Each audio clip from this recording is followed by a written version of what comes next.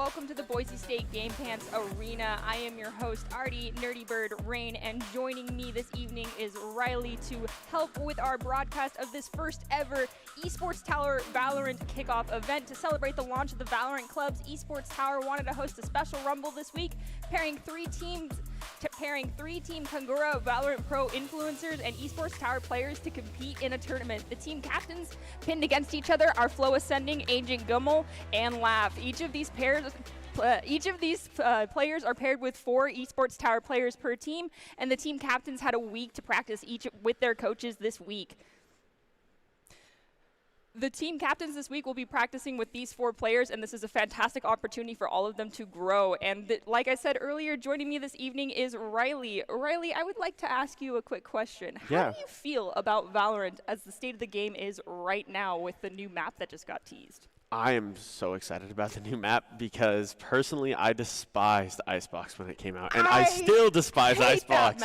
It's the worst. So I'm so excited to see how a new map kind of changes things. You know, the meta's been so in flux lately. You know, we've seen big patches for Viper and for Yoru recently, and I'm just really excited to kind of see how that works. And I'm assuming as well that on top of this map, I'm assuming we're going to get even more patches on agents. We may even get a new agent. Who knows? I mean, I'm just really interested to see how that meta changes as we go forward. I mean, adding of new agents could completely shift a game meta. Personally, as someone who plays support regardless of what every game they're playing, as a Sage main, I of course would love to see more supports that are added to the game. And of course, I like playing Sage because they're like a Mercy just in a different game. That's my own personal favorite part of that. But, you know, maybe there could be an operator that's like a Baptiste that everyone will end up hating. Ooh, there we go. See, I'm kind of in the same boat as you. Like, I'm not very good at Valorant because I'm making this year Valorant was the first game I ever picked up that wasn't a controller heavy game. Like I've been a Call of Duty guy my entire life. I cast Call of Duty, and that's kind of my thing. So this Valorant change for me, I haven't been a very good shooter, so I just play Cypher and just like play back and watch flanks, and I'm not a good Cypher aggressor like we see some of our Boise State players, but I do enjoy kind of sitting back, so I agree with you. All right, well, as I mentioned, this is a whole new event for us, and this is how the Esports Tower Rumble will work this week. The format is different than our Rocket League Rumble event, as this week is a special one with only 3 teams competing. The teams will compete in a round-robin format, with each team playing each other one time. The best overall record will take home the inaugural Valorant Rumble Championship, so let's jump right into that action. This is going to be exciting. I'm interested to see kind of how these things play out, and how these players kind of react with getting with some of these influencers, and how they play in a tournament in this situation where they've only practiced together for a week. This is going to make for a really interesting situation, I think.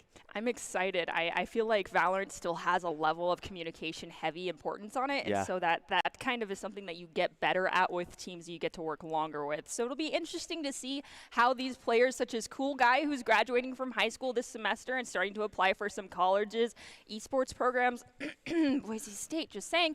All rosters besides the influencers are Esports Tower players, and Esports Tower players are really impressed and are put up with, and apparently, according to what we've been told, put up a fantastic performance. And the Esports Tower coaching teams helped each team alongside with these influencers, so they did definitely get a lot of hands-on sort of coaching, VOD reviewing opportunities, and just overall a well-rounded experience, even though it was only 1 week.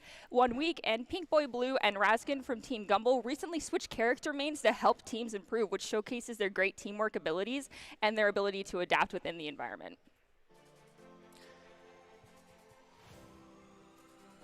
Let's take a look at our first matchup. Oh my goodness, those icons are adorable. It is Team Flow versus Team Laugh. I wonder, did the teams help kind of design? I mean, obviously they're characters. I wonder if they helped design where those icons came from, if that was kind of a team bonding experience, because those are pretty cool. Those are super cool. I think so, especially the one with the meme glasses on it. That screams that, you know, there was influence from more than just the one person that's like, this is my avatar. Oh, yeah, most definitely. That's definitely something when I was in high school. That would be the first thing that I threw on anything. Yeah, let's throw on those sunglasses. Yes, I agree with that. So if there's anyone in the chat, let us know.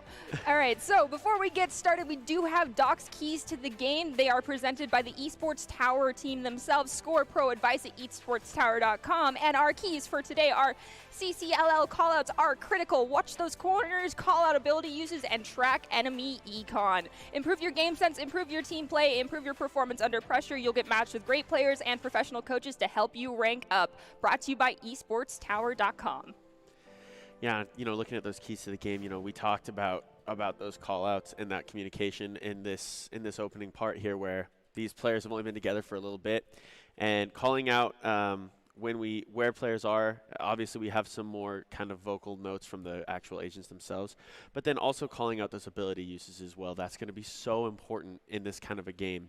I think the most critical thing that these players can do is be able to communicate where things are going down and just give everyone a really good sense on their team of exactly what's happening on the other side of the map when they see it, so everyone can kind of work in unison as best as they can for only having a week together. Yeah, one of the things that I definitely noticed as I've been picking up Valorant more and more over the course of the past couple of months is the heavy focus on actually telling your team what you're intending to do with your abilities yourself, not so much as like when you're playing Overwatch and you sleep someone, after you use the sleep, yes, you can call it out, or you've primed it and told your team, hey, don't wake this person. But in a game like Valorant, when you have someone that has teleportation abilities, they will use it often to go in, take a look, and come back. Or even if you're playing one of the heroes that actually can completely go invisible while using their ultimate and walk behind a team, it's important that you actually are aware that they're doing it so that you can actually listen to that player and hear what they're saying to you. Sometimes they then go aggressive and completely get themselves wiped out anyway because they come decloaked while they're behind people, but that's okay. However, that's just something completely different that I've never experienced before in a game, so that's what kind of makes Valorant more interesting, to my opinion. Oh, I totally agree with you there. There's so many different things that these agents can do, and I really, really commend the people at Riot for coming up with so many different things, and they have all these different ideas, from, like you said, teleporting to Phoenix with his run it back. That is so fun to be able to use. Like, when you're just kind of messing around, in a pub and you can just kind of hit that run it back and go, that's a blast. Those kind of things are just so much funner than what you get in a standard game. I definitely agree with that. And speaking of games, we are going to be hopping into our first one here on map Split. And this is going to be, once again, as I mentioned, Team Flow taking on Team Laugh in this game 2 of the matchup on this split point. Castilla has an incredible operator plays already in the first round of this game, and some good milk had a big performance to win the round for Team Flow. Flow and Tap both top frags for their teams, but the Esports Tower players are the clutch ones truly under pressure in this environment. Yeah, it'll be kind of interesting to see. This is probably one of my favorite maps on Valorant, and I always think that it provides opportunities for some really cool clips.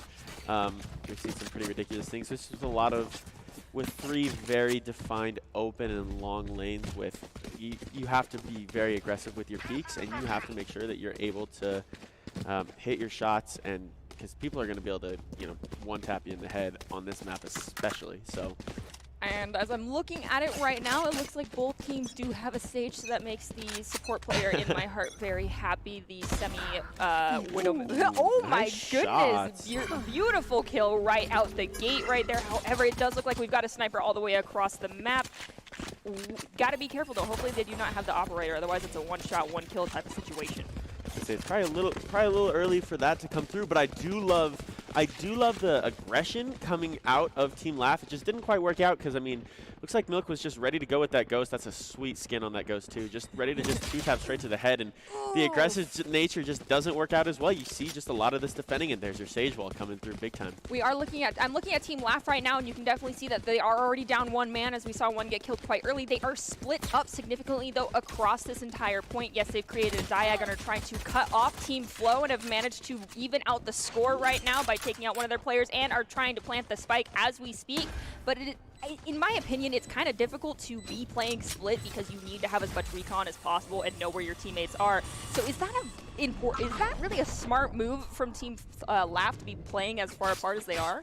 I think that's got to be some communication that's got to come through, because you're right. And you see there's Flo just kind of getting aggressive on that Sage Wall and just finding those elims. They know that people have to push in, and yeah, there's Flo just kind of doing work there. That's 2 down for him specifically.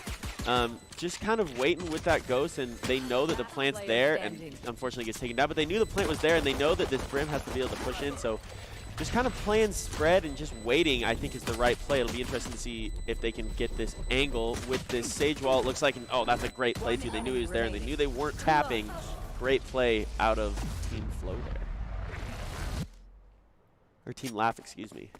All right, so we're going into the next round of buying here, and because Team Laugh did come out on top, does that mean Team Flow here is looking for more of an economy round in this sense because they did not finish out in an ideal situation there at that end of the first round? So this is one of those situations where if you're Team Flow, because I keep getting a mess in my head, Team Flow did win, it looks like. So when you win that first round, you don't want to get too aggressive with the buys because you know if you win the second round as well, the econ almost resets and Laugh's going to have the ability to full buy. So if you're Team Flow, you don't want to get too aggressive here. You want to be able to match just in case you do win this round and you're able to kind of match their full econ buys. And as we're looking right now, Team Flow is sticking relatively close to each other. They have one member pushed out far left side, keeping an eye on that point B, trying to determine where all of Team Laugh currently is. Team Laugh, however, is kind of spread out. We do see a couple members further away from point B than the rest of them, and they are pushing into Team Flow as we speak, as we do see the smoke come out. So this might be a situation where someone goes down rather quickly again. Yeah, and you see teams just playing it slow, and there's Laugh finding one, and then there's another one. So Flow gets 3 down already. There's 4. Look at the aggression, too. I absolutely love that. I love seeing these teams, once they find 1 or 2, just go. And look at how quickly that round developed. That was fantastic. And now you kind of evened out the econ. Both teams are going to be kind of in a mid-econ situation here. So it'll be interesting to see what teams decide to buy. That's a pretty gun. I just like that we have this replay moment because I actually was staring at that gun skin and I was like, I need to get that skin.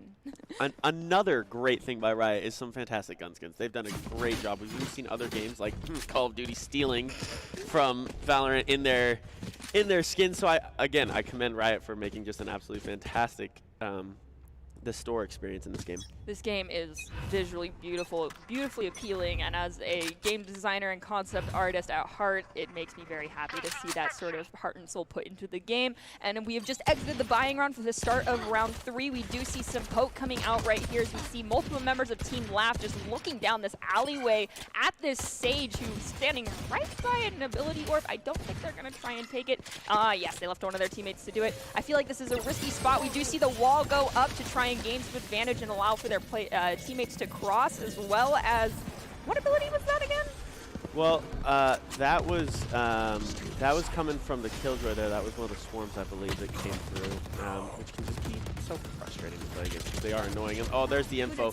The Sheriff is so nice, and look at that's something you don't see very often. The Sage walls running into each other. They picked up the Spectre, and it didn't work there, but the overheal didn't even work as well. Laugh just, once they find that first elim, they just love to get in there and get aggressive. It's great.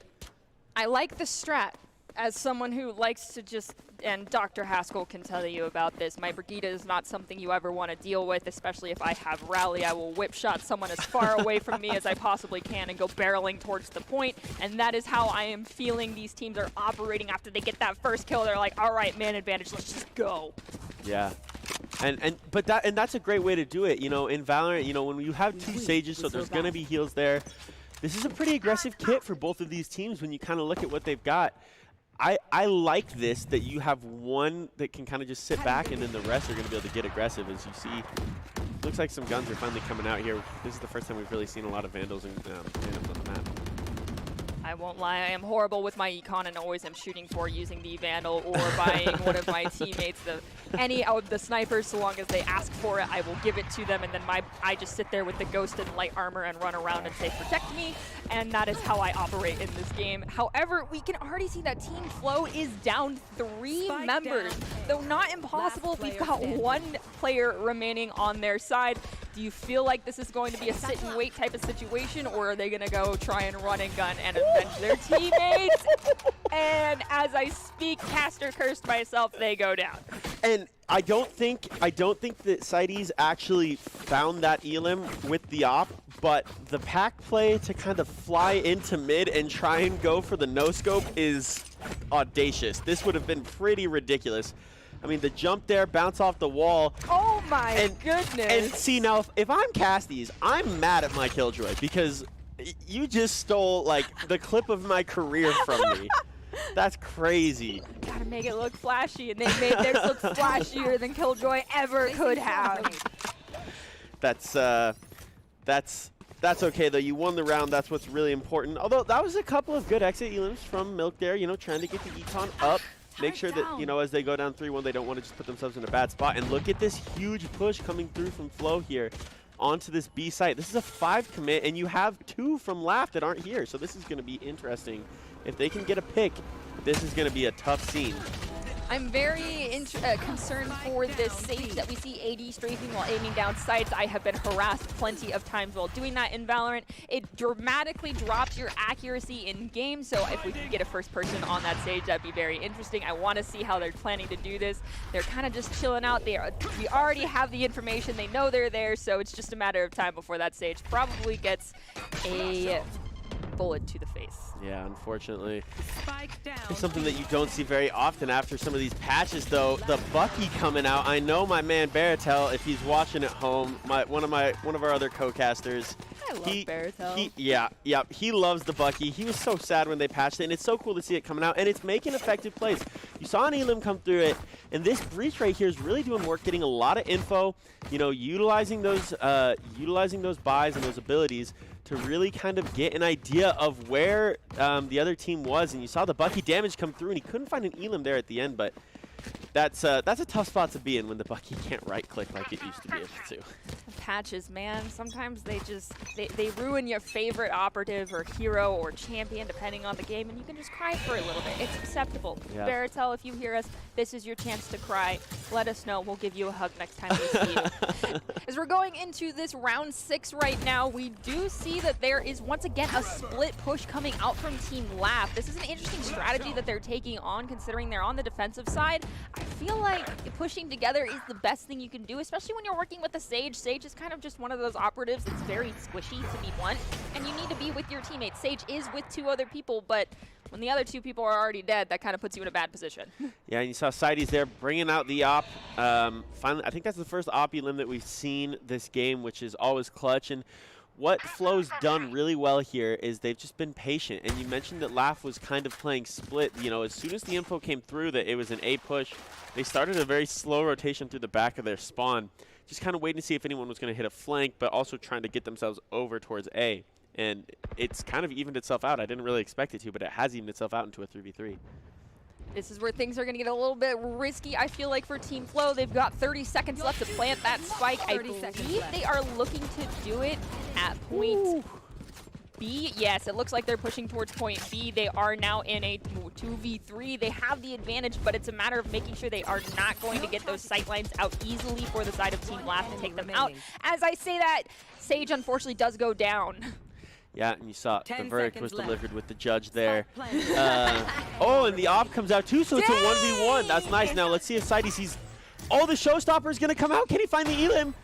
Oh, and he can't, so he knows, he has an idea that he's up there, but I don't know if he's going to be able to find this Elim. That showstopper, such an aggressive play. A lot of specials being used, and he's going to try and at least get this half. And there's the stun coming through, so now it's going to be a tough situation if you can get this off or not. The Brim knows exactly where they are, and they know you're on the spike. It's going to be who challenges first, who blinks in this poker match. Just do it. Just do it. The other, their health is low. They won't peek on you. And the defenders win that round, so that brings, does that bring us into the half yet? No. We still have a little bit left, but did Brim just use ult there to try and stop the defuse? And he missed? Yeah. Oh, no. You can't do that. Now, this was such a nice play, though. Just baiting out this revive. Yeah, this was great trigger display. Oh! That's such a feels bad too. The last time I played a couple nights ago, a Sage and myself playing Sage and a Sage in front of me, we both looked at each other and we both had a teammate we're trying to revive, and we just kind of were like, all right, support truce. We both just read our teammates put up walls and run away. That is awesome. I love that. I love that. Oh, the sniper play is happening. This is probably one of my favorite things about Valorant, is how powerful the snipers are in this game, because it is, you know, accuracy is so important. One shot, one kills are huge, and it makes it so much more difficult to operate around these long sight lines unless you have the ops that have the abilities to put up smoke screens and walls like that. So this is not going to be fun for that one sniper we see right there who's just chilling out looking down their scope. Ooh, and that was a great little 180 though onto the Brim. Oh no, there's the ropes plays. Oh wow, this just went quick. This went quick. And the scary thing is now, if you're Team Flow, Your op is down, and a Jet operator combo is filthy.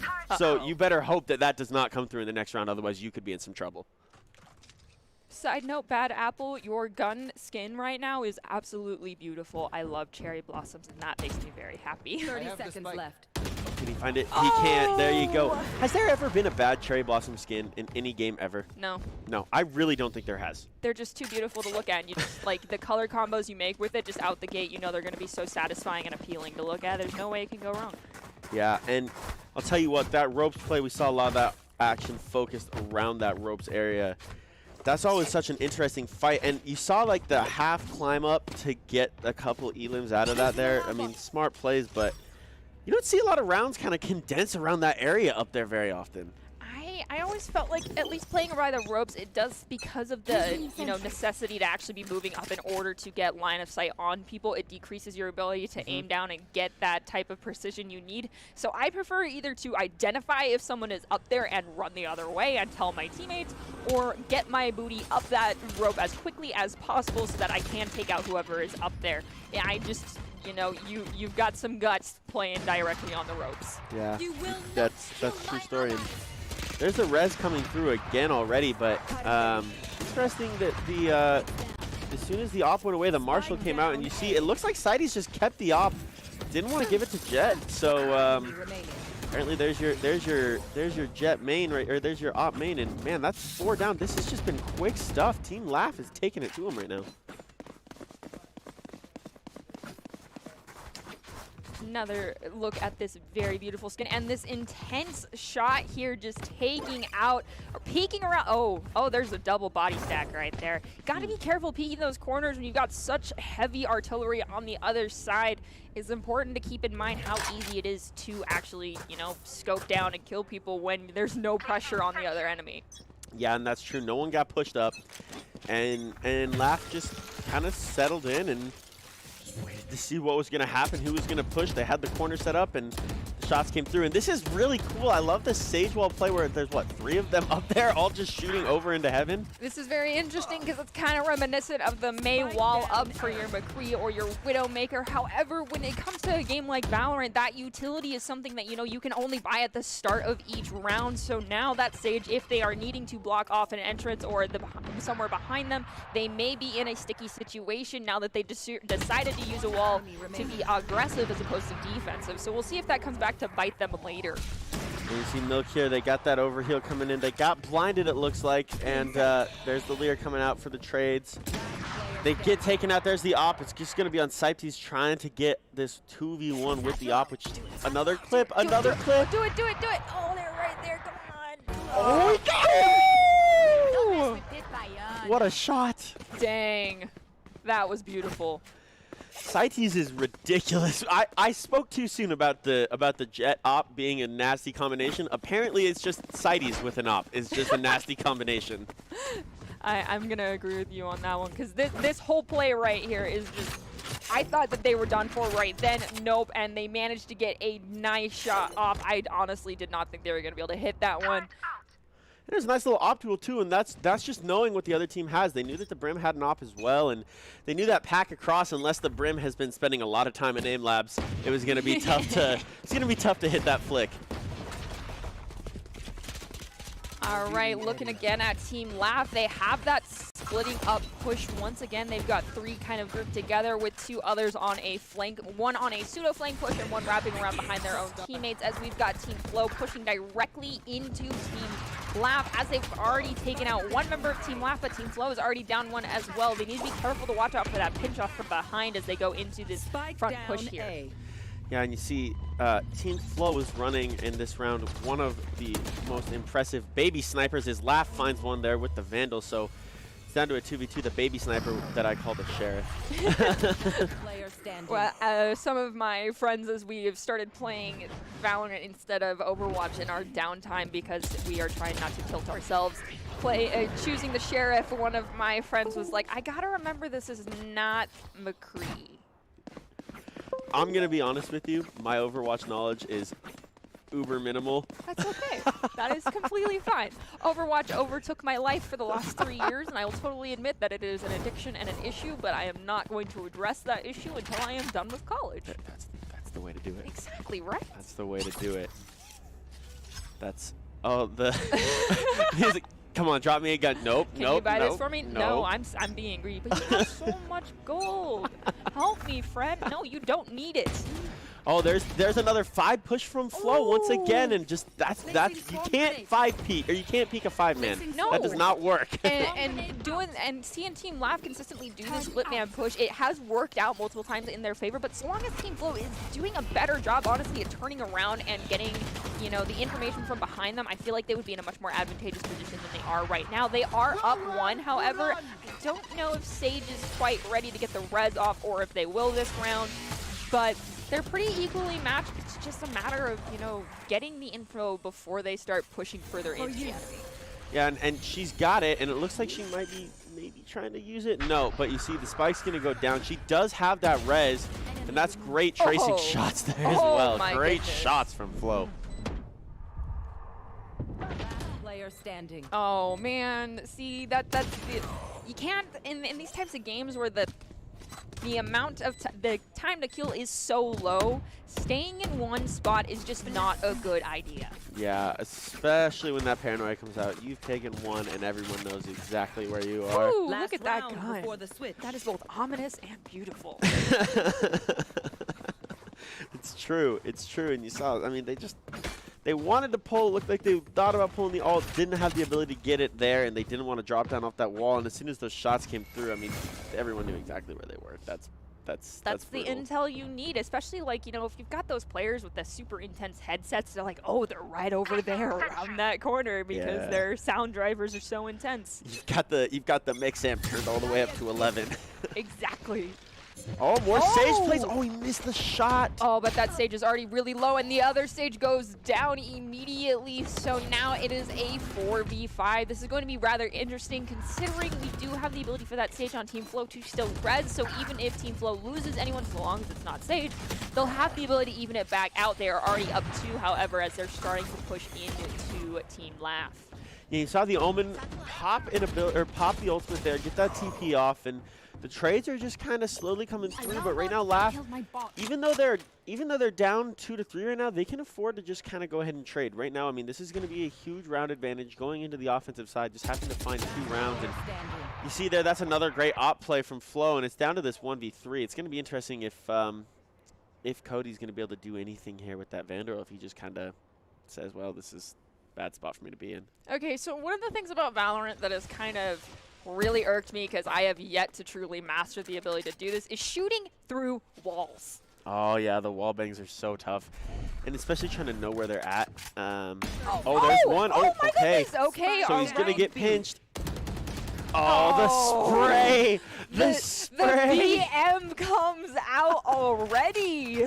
That was so funny. You see the other Sage just start going left and right and just hoping one lands. And I mean, you're getting pinched. What are you gonna do? You just got it. It's a Hail Mary, just praying that something works out.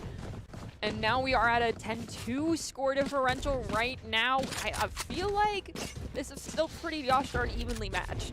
Yeah, it's one of those things where now, you know, we hop in, we get the switch, we go back into our pistol round, which I think Flo won the first pistol round, and it'll just be interesting to see if Flo's able to take advantage of being on defense now and not having to be aggressive. If they can go off and win, you know, 10 of these next 12 rounds, this obviously they'll be able to, you know, get the W. It's going to be tough to do, but I think this is a map where the difference between offense and defense is just so huge. Once again, we're looking at the spread of Team Laugh on the map. They are at all 3 points right now, converging over into A after getting the intensive info that they need. Team Flo is already down 2 despite that splish push that's coming out from Team Laugh. I don't know, like I said, I have always thought that you had to really group and stick together, but I guess when you can spread everybody out, get intense intel, and then pinch onto one portion of the group, it's a way to go and something I'm to have to incorporate into my own games, because that worked so well. Well, and the 4-piece from Sides with the Frenzy as well was just ridiculous. I think the second one that they had, they like actually ranged them with this. That was an impressive play. This is evil. Yeah. Is what this is. That's what you're thinking if you're on Laugh right now. You're like, this is not fun. Yeah, I'm with you, Team Laugh, and I apologize. Sometimes it just be like that, though. And the Team Flow. Man, I gotta get him straight in my head. That was just really impressive tracing on all 4 of those kills from Sides too. Another pack play with the Ares coming out, the LMG, and ooh, there's the judge. The verdict gets delivered. Oh my goodness. Oh, dang. So you're into it. Nice little 2v3 of Frenzy's coming out, and if you're Flow, you don't want to get on match point here. You can't afford to go on match point. They've got some paranoia coming out, I think, to know where that Sage is. You saw her. You saw the tip of the gun. Oh no! Oh man. That's brutal. It's a 2v1 with 1 Sage versus 1 Sage, and I am praying for Flow right now that they just managed to get a sneaky pick onto one of the enemy. Hopefully it's the other Sage. They're gonna get a chance here if they find one. Oh yes! There it is, the double judge. The double judge. I don't know, though. Sticking up on that one spot. I guess when you're going directly into 2 people and they are going to be paired up so closely, like they are best friends in that sort of situation, you don't really have to worry about being in one spot and someone, like, you know, coming around from the other side and taking you out with a different weapon. In this case, they were both lined up like little lemmings and were easy to take care of. So it's a situational type of game when it's okay to stand still and when it's not okay to stand still. Well, that was such a big risk, too, because, I mean, obviously Flo was on defense in that round, and it was like, all right, we're betting that this push is actually going to stay over here on this site and not try and get wrapped around. So that was such a big risk, and it paid off, and now Laugh's just kind of trying to get active with those frenzies again, and there's 1-and-1. The trade's coming through, but I'll be interested to see if the frenzy play is going to be enough. It seems to be right now. We do see that on Team Laugh that Sage has the spike. I am a little worried about the fact that Sage has a spike. I mean, personally, as a Sage, I do not like to be the spike runner, but maybe it's the true strat is to give it to your support because they are not going to be the ones intended to go kind of crazy and just take people out. They are more going to be trying to keep themselves and their teammates alive, as we do see that Team Flow is down to 2 people, and it is now a 2v2. Don't split up, my friends. I just don't feel like that's a viable solution when you are in this type of situation. That was such a nice play, too. Again, another fantastic ropes play coming out. We've seen that a couple of times now. And Omens looked like they threw a smoke down there. Yeah, you see they smoked the long side. And Flo's just got to find a way to break into the site now that Spike's down. Remaining. Oh, there's the... Oh okay, there you go. The double judge does it again. All right. We just see both the red outlines on the ground and the spike getting defused. That was kind of dirty and probably hurt the souls of the other people. I would be shadow boxing right about now. I'd probably just put my head down and wait until maybe not this round, but the next round to actually try and do anything again and just be like, all right, I need a minute. My soul has been taken from my body and all of my motivation is now gone. Oh, look at that, just ran right into them with the judge and took him out. That is a feel bad man moment. That's brutal. And you see already on Flow, Reyna already has her Empress charged up and ready to roll. So if she wants to get aggressive, that was kind of an interesting tailwind there from Jet. It'll be interesting to see if Reyna wants to get aggressive here and see if they can pop that ability and take another round now, or if they want to save it if they feel confident. We do see Team Laugh is going against their typical strategy of liking to split up. They're sticking together more this round than we have seen previously, and they are already up 1, which is great. And for... oh. My apologies. This is Team Laugh. Team Flow, however, is kind of starting to already split up with this kind of just arrowhead spear push right into their team, is forcing them to split into 2 different directions so they can stay alive. And now it's just down to that Sage once again. That's always a bad situation to be in, and they're just trying to stay alive now as Johnny Boy is planting that spike. Yeah, and now that the spike's down, you know, Team Laugh, that was a great shot through the smoke, but Laugh just knows that, I mean, Sage from Flow's only coming one way. There's the res coming through. This has been a huge play from this Sage, just finding that first element and getting the res off. And that is when I would open up my team comms and be like, you're up, now carry me. And unfortunately, not getting carried, the pinch comes through up in top heaven there. That's brutal. I mean, the play almost worked, but I think the Sage getting picked basically right after the revive came through pretty much just ended any chance of that round, unfortunately. Yeah, they had, with the res coming off, they had a 2v2 opportunity, but immediately losing your Sage right after makes it, you know, just back to the 2v1. It's just as hard to win as if you were just the Sage again. So it's always a matter of, is it worth it? And then making sure that you're getting into a position where you can stay alive as the Sage. Your job is to support your team. Yes, you can get kills, but at the end of the day, having numbers is one of the biggest advantages you can have in this game.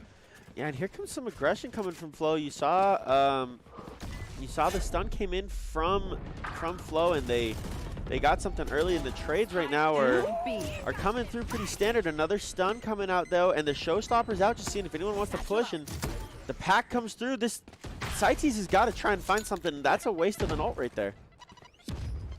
In the words of other Overwatch players, it's a, quote, zoning ults. There you go. I totally understand, though, that the ability, well, ult usage in this game is such more niche and situational than it is in Overwatch, where with ultimates, you know, you can get multiple ults within one round, and in this game, it takes a couple of rounds unless you're chronically running around the map just collecting orbs, and if you're doing that, you're probably not helping your team, and you're probably going to die anyway. So I understand that these need to be actually used in situations where they'll be advantageous as opposed to just kind of yeeting it, as we've seen done, I think, twice or 3 times now. Yeah, the showstopper hasn't done much, but it's going to be interesting. You see the res comes through. It's a 3v1 now for Jay, and can he find another judge limit? It's been so good this time, and he does find one, but they know exactly where he is. He's got to go. He's got to go. They're coming for you, man. They're coming for you, and this is game point. I had this horrible hunch that Sage might wall off behind him. Either way, Cool Guy Fire manages to take them out, and that is going to be Team Laugh taking down Team Flow in a 2-0 in this series, closing out the series with Ascent. That was an impressive showing there, just a really dominant defensive and just doing enough to go ahead and take care of the offensive performance there. That was really impressive. I mean, personally, Team Flow, in my opinion, has a very interesting strategy going into this. And speaking of strategies, you know, Riley, going into any game alone can only take you so far. Ultimately, if you want to increase your chances of success, you have to level up your teaming skills, as we just saw coming out from Esports Tower, Team Flow, and even Team Laugh. You can see how talented they are in playing, and this is their first Rumble together. And the Esports Tower really takes the time to create these well-rounded teams with well-matched teammates as well. And even though they only had a week, they definitely showed some strong prowess as a team going into this first round of the Rumble. Yeah, I thought the comms there both kind of showcased at different points, some different abilities coming out. I think both at different times, in different situations, worked out really well for, you know, either team. Obviously, it ended up being a little bit lopsided score-wise, but I thought that we saw some good stuff from both sides, you know, as we went through that game. I mean, honestly, for my first opportunity to be able to host one of these matches, that was honestly a blast. I'm very excited to see what these other teams have to bring to the table. After all, this is a round robin. That is actually going to be it for our first game in this round robin series, and we will be coming back to you with our next one just after this break.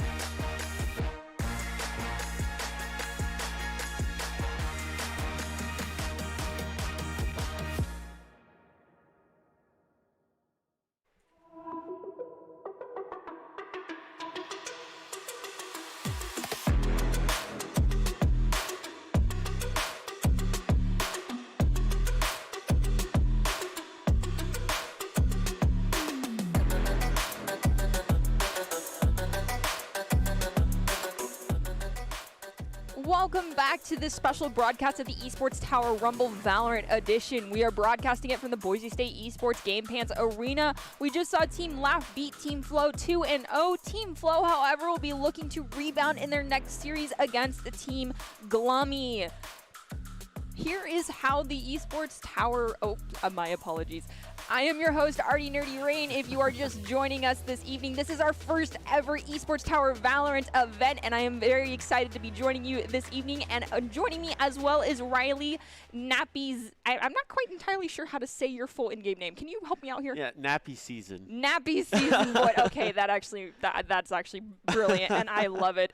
And we are here to help bring you this entire exciting event as we are just about to return to our second match of the evening, as we have one team looking to take revenge for their first loss. This is how the tournament will work. This week's format is different than any other of our Esports Tower Rumble events, especially that Rocket League one that you typically see me doing on Mondays. This event this week is only going to be with 3 teams competing. The teams will compete in a round-robin format with each team playing each other one time. The best overall record will take home the inaugural Valorant Rumble Championship. So let's jump right into the action. Yeah, we saw some good stuff out of that first one. It's a pretty good game. We saw some interesting plays, learning as we're going along. I would imagine that these teams are going to kind of progress as this Rumble goes along and as this round robin happens. I imagine that we're going to see some more comms coming out and some more organized plays, more organized pushes come through as we continue to go. All right, so one of the things I'd like to point out is that Pink Boy Blue and Reskin for Team Glumly, which is this new team that we're going to be bringing in for this next round, playing against Team Flow, both of these players recently switched their character mains, and so that's kind of like, one of those things that play into really getting into teamwork and helping your team. But how much of a difference does switching your main in a game such as Valorant really affect how you go into this type of, situation? Because, I just pick Sage, and that's it.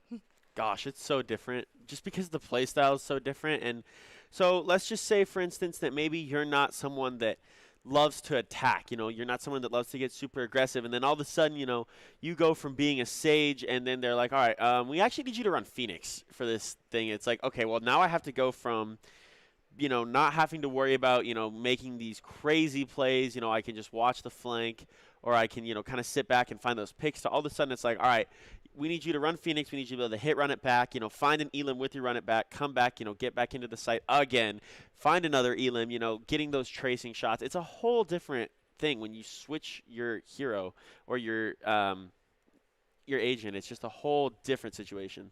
All right, well, the different situations come with different stages of gameplay, and for our second stage of games this evening, we will be seeing Team Glumly and Team Flow in their Game 2 of their series on the map called Bind. We are expecting an exciting Game 2 after the Game 1. This series on Ascent finished 13-8 in favor of Team Glumly. Yeah, this will be kind of interesting. I think this is a completely different feel to this map, Not nearly as many. There is a long fight over there towards A, but there's not as many long fights. Things are a little bit more tight, and you see a lot of teams that just want to shove it towards one side. It seems like on this map, most teams have a site that they like more than the other. I'm actually really interested in looking at, the last match that we watched, we saw that Team Flow typically stuck together, while as Team Laugh kind of like to spread out to get as much recon as they possibly could and force kind of a spearhead push into the other team. Now if we look at the way that Team Flow is setting up, they are now all spread out across the map to get as much intel as they possibly can. Team Glumly, however, is also kind of doing the exact same thing, so we could see some possible 1v1s coming out, as we do see the Sage manage to get that first kill to bring their team up 1 in this round. Yeah, and the Classic came through in a nice little trade there. Chad and Apple had just kind of been shouldering and waiting on each other. They had an idea they were both there, and finally Chad said, screw it, I'm going to get in the site, and the Ghost came out, and those shots are nasty. And you just see more Classic plays, and there's the right click. That's absolutely brutal. The right click, and the Ghost gets picked up, and unfortunately there was only 1 health there, but the overhill from Kuro is going to be important here to try and get as much health in this team as you can in a 4v2. We do see that Brimstone just managed to plant that spike at point A, as we do have finally someone for the time. for Team Gumley getting taken out, and I believe that was teleportation right there that we just saw to get away. The Sage is the last one remaining for Team Flow. I do not foresee this ending very brightly for Sage. I'll tell you what, Quattro made such a smart play there. The trigger discipline to wait and see if anyone else was pushing on that elim that he had before, and he used that ghost to really well effect, find a couple of taps on the headshots, and unfortunately, Flow's not going to be able to do anything. And Quattro was dancing around the map with 1 HP there for a long time, so finding 2 elims, 3 actually in that round, that's pretty impressive. And also, they picked up like the coolest ghost skin ever, in my opinion, so there's that too. Skins automatically add 15% to your accuracy on a gun. Oh, I believe it. Well, I mean, I used to coach basketball and I always tell my players, look good, feel good, Get shoes that you think look cool, Get your socks that you think look cool. I don't care if you all match. You look good, feel good. And I think it's the same thing in Valorant, At least we have referees that force the whole, your team has to match because as a former FIFA ref, we definitely had to do that and it never made us feel good. Okay, yeah. That's a tough part to do. Yes, it is. As we go into this next round, there has already been 3 eliminations on Team Gumley, so Team Flow is back in it with vengeance, looking for blood on this round. They're not going down without a fight. We do see one of the members of Team Flow gets taken out just as they have the teleportation and moving around the map right now. It looks like Team Gumley's down to 2 players. They're trying to get over to the point A, and it looks like Team Flow's just kind of trying to figure out what the plan is for Team Gumley. They timed that TP so well to get to the other side of the map. Flow is just all the way 4-stacked over on that B site.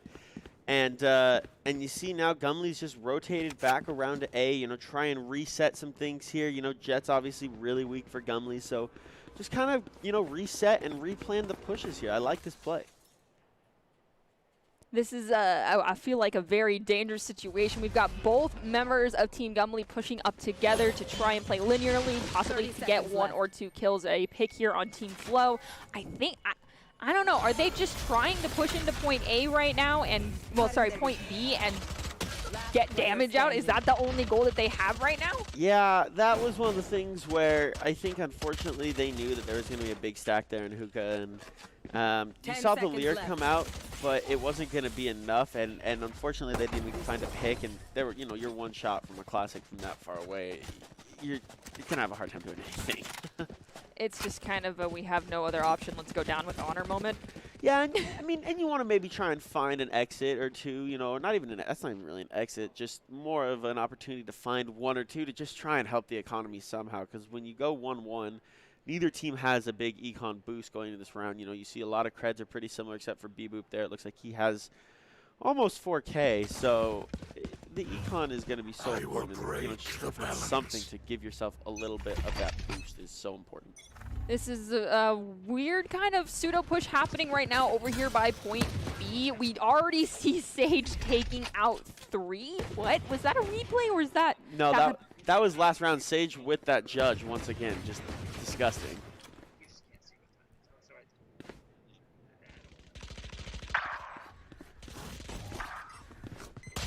Oh my goodness. The double take. Is that my Sage or is that the other Sage moment? You saw that point of just pure confusion.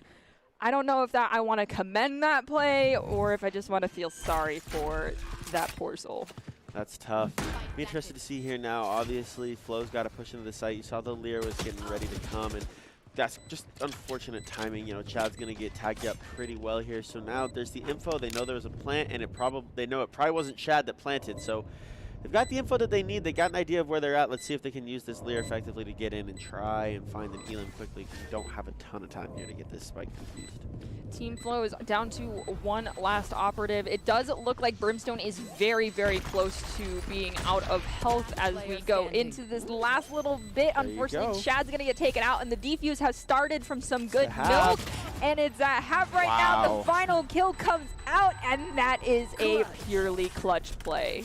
And that's just the game knowledge thing right there from Milk. Just knowing that there's that when someone's most likely going to peek and getting that spike all the way over half. I mean, that was a tough play.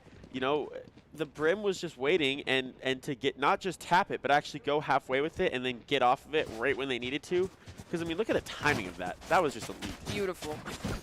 I'm also going to be honest with you on this one, Riley. Every time someone says Brimstone, I had a cat at my house that belonged to one of my roommates, and their name was Brimstone. And she was not the sweetest kitty to my kitty. Granted, she was a cuddle bug.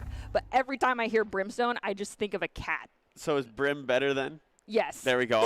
I'll say Brim to avoid the scarring images that might bring up. Thank you. I appreciate it. We do see Flow Ascending trying to kind of sneakily, I think, almost set up a wall barrier over here, possibly pull some attention away from point B from their team to allow them to push a little bit. Or they're trying to get that high ground sneaky play right here, and it did not fully work out in their favor. We do see JJ behind the map is able to take out one member of the other team. However, Pink Blue will follow that up, and Flow is also going to go down. So now it is down to a 3v4. Yeah, I think the idea that Flow is trying to hit is you see a 3 TP over here towards A. I think Flow is just trying to make them peek from a controlled angle. They knew that they had to come through the wall to get to Flow. Unfortunately, I think Flow got double peeked there, but this is a nice little TP play from Gumbel here. Or from Gumbel, excuse me. You know, just trying to get themselves set up where now Flow's got to push. Now Flow's got to try and get back into position. This was a good play. The TPs have been really elite from this team so far. Yeah, we've got, it's still pretty equal, 3v3 right now. With that spike planted, though, Team Flow has got to make something happen right now, don't they? Yeah, they do, and you see a lot of Sova utilities coming through. You saw the shock dart coming through, and now there's the recon dart as well. So they're just doing everything they can to use that Sova dart as much as they can. And there's the jet op combination that we talked about, but then Sova once again, big plays. That gun skin, as we zoomed out, was so pretty. Yeah. Oh, can he get the 180? Not quite. Nice little 1v1 now. All right, Pink Boy Blue is the last man standing, and that is going to be a second round victory. So now we have both a 2-2 match leading into this next gate, round 5. It's the bye phase. What do you foresee coming from these teams within regards to this round bye? Well, I mean, we've seen a pretty standard, even econ so far, 2-2, so both teams are going to have enough to get some good buys coming through. And I just want to give a shout out. Pink Boy Blue, you said switched his agent recently just for this event. He's 1-2 right now, but he's used his utilities like a standard Brim main. So shout out Pink Boy Blue. This is impressive. They did their work. They did the research. They got it handled. They know what they're doing, even though they've only played them for 2 weeks. Well, that's what happens when you're with a great organization like Esports Tower. Wow, the flex coming out from Riley right now is strong, as we do see, unfortunately for Team Flow, that Sage is going to go down very quickly. Losing support early on is always bad, in my opinion. However, is that true, that it's kind of bad to lose your Sage quickly? Yeah, because, I mean, getting that heals, and there's really no one else on this team that can do any healing except for Reyna. So, I mean, when you have your Sage go down, as you see, this plant's going to be default, it looks like. When your Sage goes down early, it puts you in a tough spot, and you see just how quickly that spot went from tough to over. Yeah, as a fellow Sage player, I like to say I play like a scaredy cat, because I am always making sure that there is at least one person of my own team between me and either the spike location, the spike holder, or the enemy team, because I will use them as a meat shield, and I will fully admit that I'm using them as a meat shield. And if I have my ult up, I will say, hey, I'll come back for you, and then I'll res them when the firefight is away from where their body is. Oh, exactly, and then you can heal them up too. I mean, you're almost allowed to do that with your Sage. You're almost expected to. Just protect me. This is another coordinated split push here from Gummel, and it's just going to be kind of getting the hookah here. You saw the bot go through, get destroyed. The paint shells almost got teased, but no such luck, and there's no one there on the other side for those wall banks for Chad.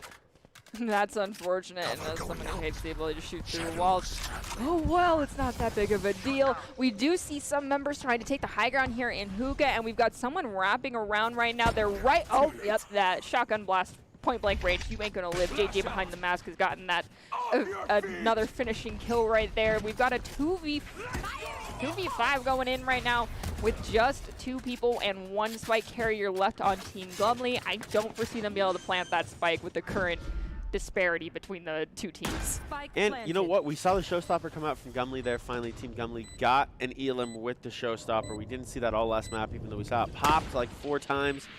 We saw one come through, so that's the ult being important, and there's some good milk. Once again, trying to carry, not even really trying, they're just able to carry this team to get themselves in a good situation, and there's finally that final judge kill. That's a 3-piece too for Bad Apple. And it's now time to defuse that spike with everyone on Team Gumley down. It's going to be no issue, and it's going to be another round finish out for Team Flow. This is a very even match, in my opinion. I love seeing it go so back and forth. However, is there going to be a point in time where you feel like this kind of equalism that we see right now is going to drastically shift just because of the way the econ of the game works? See, I don't think so, because both teams continue. Now, if one team wins a few rounds in a row, potentially. But both teams have been so even on econ as we go through these first 6 rounds that I think that if it continues in a similar manner, someone's just going to have to win a bunch of gunfights if we want to see, you know, a team take a big 2, 3, 4, 5 round lead. They're going to have to just, you know, chain together a ton of fights. So what you're saying is they got to just, Get out of my way. you know, take the ego duel, run it down the mid, and kill as many people as they can, right? Exactly, exactly. I always tell people when I play Search and Destroy in Call of Duty, my strat is I'm killing that thing. Same. I actually, in Search and Destroy, I just grab a pistol, run around, and shoot people with that, and I very distinctly remember my first time playing Search and Destroy on a new account after max prestiging one account. I got ridiculed for my rank, and then I was last man standing, and I got a 5K, and I was like, never mock someone for their rank in Call of Duty. It's a true story. That is a very true story. This is, you know what? Unfortunately, Gumley went down early there, but they're playing this so much slower, and they've got the angles, they've got the peaks. Just no time there. They defused the spike already, so defending team already took that victory right there. We are now at, I believe, 4-3 right now. So still pretty darn equal. I think it just honestly is going to come down to which one of these teams paths better. That's going to really determine who wins at the end of this match. Well, I'll tell you what, Mr. Behind the Mask is taking care of the pathing here. You saw a nice little 2-piece there coming out right at the end after the round was over. That's a 4 for him. The econ is going to be starting to look really good for him if he continues, and it's going to be interesting to see if he's able to use that to maybe take advantage, and he's keeping his team in it even though they lost this round. They should have maybe even a slight econ advantage, at least he will. Oh, the double pack play. That was dirty, and you know it, Jump Chad. That was crazy. The double pack play coming out is nasty. Oh, and there's a down goes another 2. Pink Boy Blue managed to get 1, but then 2 from the team of Flow took out on Team Gumley. So we've got Brim as well. It looks like Brim is kind of trying to scope the area around here along with their teammate to try and see if they can get this spike plan to happen. It did happen, so now it is up to Team Flow to kind of surround and conquer, take them out, and get that defuse happening. Brim is just chilling in the corner. Let's see. Yeah, I think that Brim's going to get caught out here pretty soon, as we do see Jump Chad is getting approached by one member of Team Flow right now. They got to be careful peeking this corner. Yeah, and they got slowed there, and then everyone backed up. It was just kind of a bait to see if they wanted to push the U-Haul, but Chad did not take it. Found some great shots, got the paint shells out, and found one with the paint shells. That was great game awareness from Chad not taking that bait. Sage had a great wall going in, but I think they casted it just a little bit too early. They needed it to be closer to them to close off that line of sight that they had on their teammates.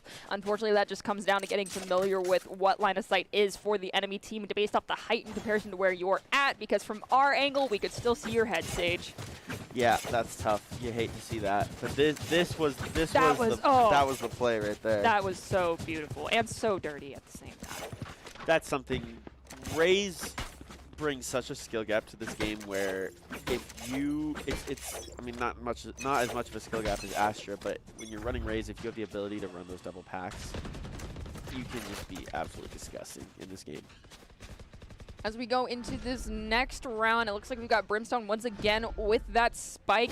Good Milk has already taken out one of the members on Team Gumley, followed up by Flow Ascending, taking out another one. Jump Child will get 2. Flow is going to then answer that with 1 more. It is a 3v1 against that poor Brimstone who's got the spike, and we do see Flow is trying to get that ult charge right now, so they're ready to resurrect a teammate during the next round. Probably not this one, unfortunately, because that's a lot of ult utility to garner up. We do see Brim manages to get that spike planting despite the disparity between the numbers on the teams right now.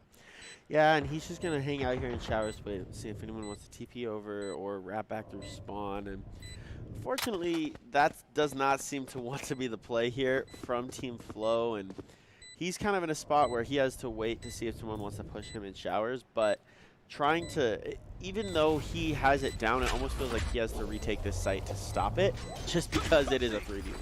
We do see Sage is very, very close to the Brimstone, and they get the kill. So unfortunately, I do believe that that spike is going to get defused here very quickly. No, they are. Yes, yes. I thought they were just choosing to run away and try to survive the blast. Thankfully, they did defuse it. Going into this next round, though, I'm very interested to see if Gumley keeps the same strategy that they've been using, which is pretty much staying relatively split up, just like Team Flow has been. But as I say that, it looks like they are all intending to push on to B or possibly teleport over to A. They're grouping up rather close to one another. We do see a lot of ultimates available for Team Flow and only 2 available for Team Gumley. So this is going to be an interesting encounter if they are right out the gate running into each other.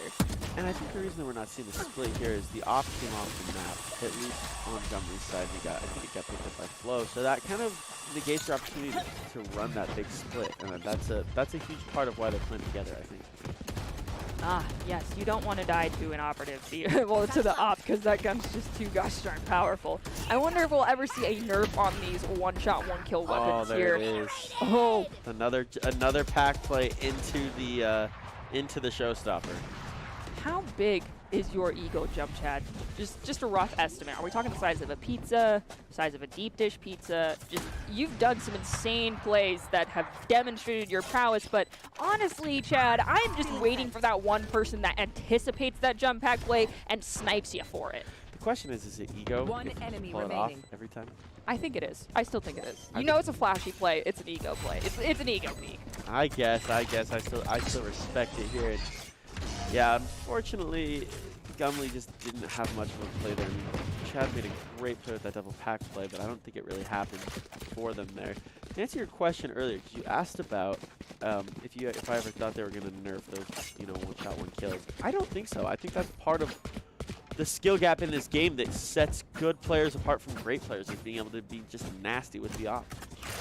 I'm not gonna lie, as someone who plays very frequently with their significant other and always is kind of, because I always like to go with just either light armor, heavy armor, and then just the ghost and stick with my teammates after buying my abilities. I never buy slow orb, I always buy wall and heal. I typically have a lot of money left every round, and so those sniper rifles that are quite expensive, my significant other likes to request that I buy them, and our friends always beg me not to feed the addiction of the sniper rifle ego peeking. So that's why I'm asking, could this be something that we see end up getting nerfed? Because as I do see these ego peaks happen, it's either, yeah, he gets the kill, or the other person kills him, or they literally both kill each other, and it's just like, okay, that was pointless.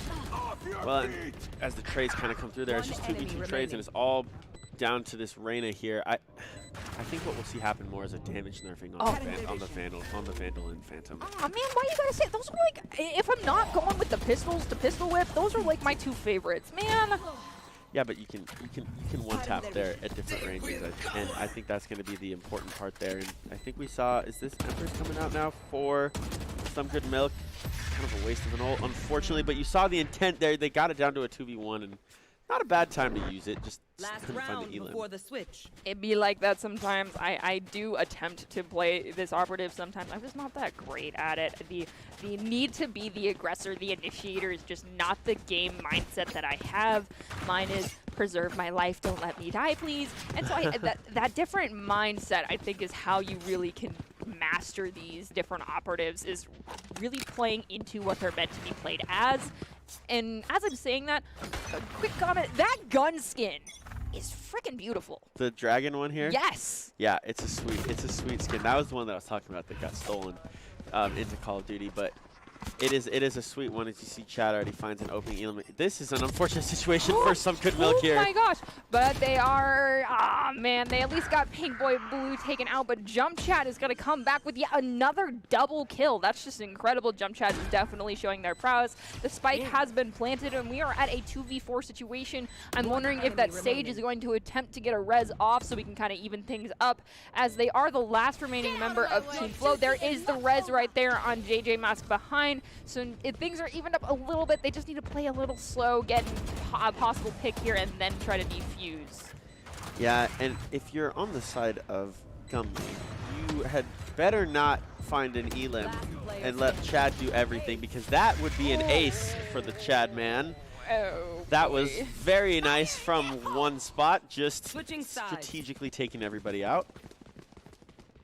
You can just see Jump Chad chilling out right there. The res does, I think we're going to see the res first and then the kills come out, I believe. Yes, there's.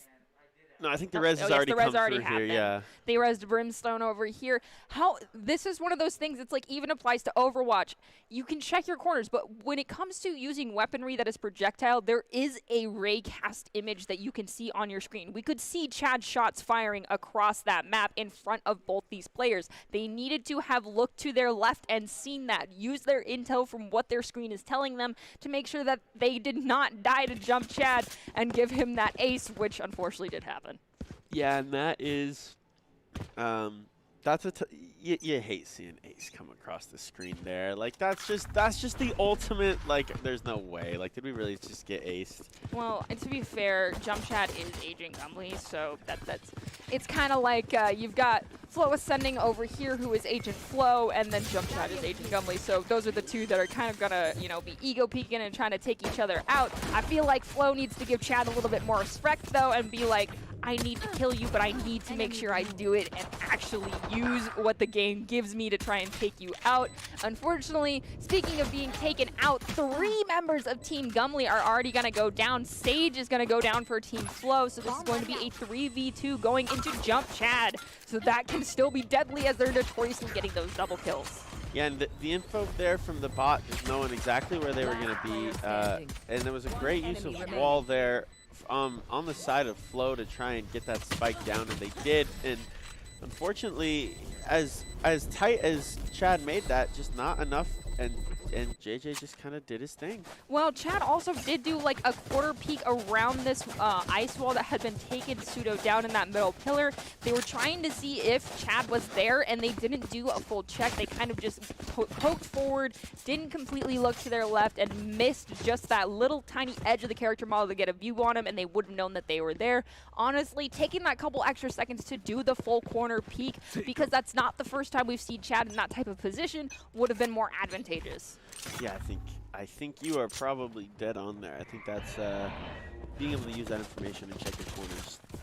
They didn't do it, and now they go into the second half down 7-6. I won't lie, I'm bad at checking corners even in Overwatch. That's why I get pinned from a right heart coming from Narnia. Yeah, I will pretend like I understand that. It's all right. Oh, Sage! Flo Ascending already getting the first kill out on Kuro. So we're already down 1 for the team 14 Gumble right here as we go into this. Bad Apple is already getting the plant off with that spike. It's already gone down, so now it's just a matter of sit and wait. Some good milk has taken out Pink Boy Blue, so this is a 5v3, a 5v2, a 5v1. I feel like that might be near the end of it. Yeah, I think I agree, and this was a great play from Flo to just get aggressive with that Spectre early on here and just kind of fly at people and find a couple of elims. They weren't expecting it. I love that play. Super smart. And that's a 3 as well. There's a lot of Spectres on the map there. I like that. I'm just enjoying all the skins that I have yet to be able to get myself, because I've not played enough of Valorant yet, but we'll probably be getting those here very quickly this summer as I take time to master a new game other than Overwatch. No, see, it's insane to me that we are this deep into Valorant. We're over, what, a year? We're a year and however many months. And we've seen some amazing gun skins come out. There hasn't been, like, any agent skins, though. That's actually crazy to me. As someone who, again, comes from a world where a lot of agent skins are popular, it's insane to me that we haven't seen any this year. Well, I'm going to be real with you as a game dev person who studied game development.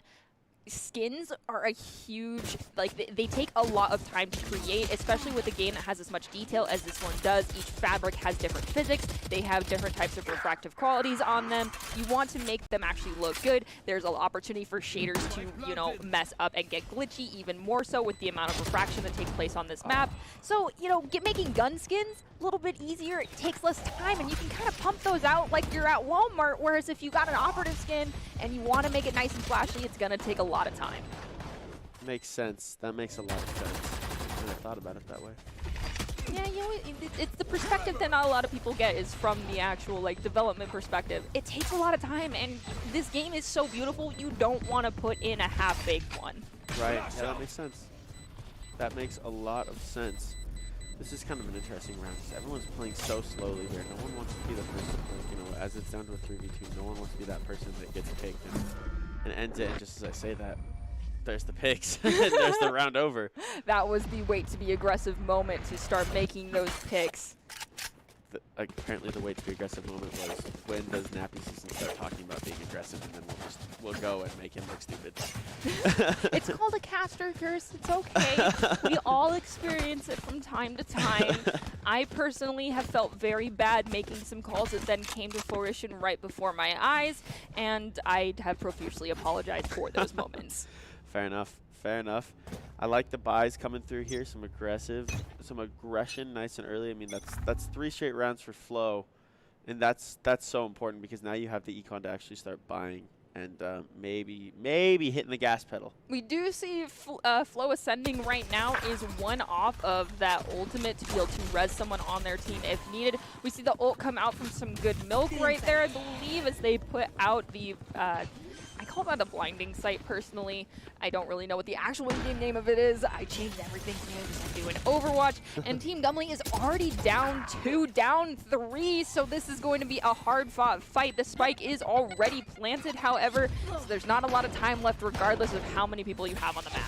Yeah, and now if you're Some Good Milk, you know exactly where Jump Shot's at. You know he's up in top heaven there. You saw exactly where those paint shells came from, and he's kind of in a tough spot where he's down low, and yeah, there's the call-outs coming through, and Some Good Milk goes down. But the trades are so important there, and it was an exact, you know, trade through. The Jet found Some Good Milk, and then the Jet got found by the Brim. You can see all those X's around point A where the allies of Team Gumley have fallen.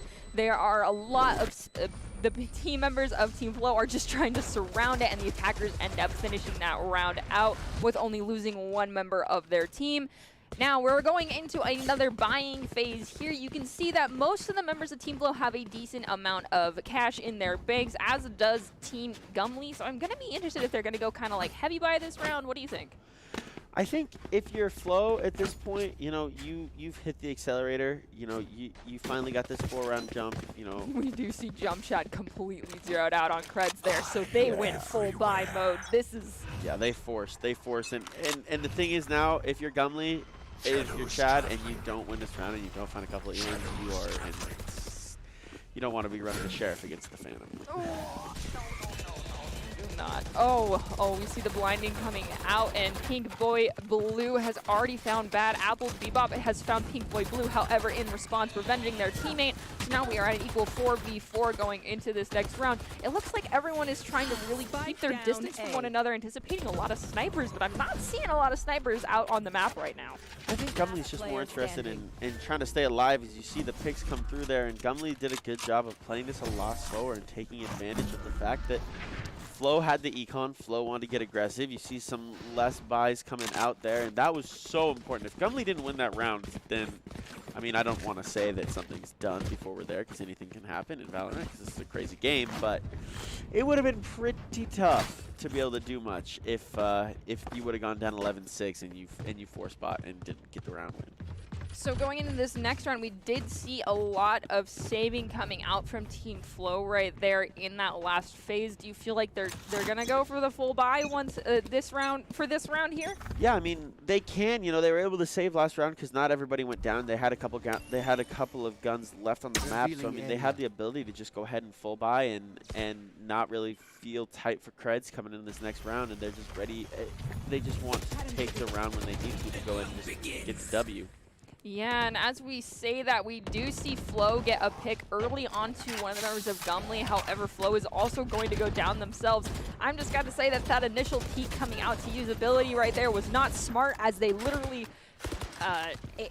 A-strafed right in front of 4 people, dropped an ability and tried to kind of like keep strafing. Just in this game, just don't do that. Yeah, oh, and here comes the knives, and it doesn't even matter. So interesting. Gumley's just pulled this back. They went down 4 rounds. They've taken 2 away. Kind of unfortunate if you're the Jet here from Gumley, because he did just kind of pull knives, and now he didn't get to use them. But 2 important round wins there. Now they've got themselves back on a nice econ. You know, they should be able to full buy every time that they need to now. And they put themselves right back in the game. Instead of, you know, being worried about going down 11-6, they brought this back to 10-8. And as we're looking at the setup to get ready to push in, considering this is a kind of very aggressive round for both teams, as we've mentioned, we do look at a split push coming out from Team Flo, at least to begin, possibly just to gain recon. Yes, they are split pushing between both A and B point, and we do see Team Gumley is kind of retreating out from point B, noticing that push coming out from Flo on that left side to rotate back towards their own team. This could be a risky pinch-off situation where, you know, Team Gumley is just going to be caught out from both sides by Team Flo.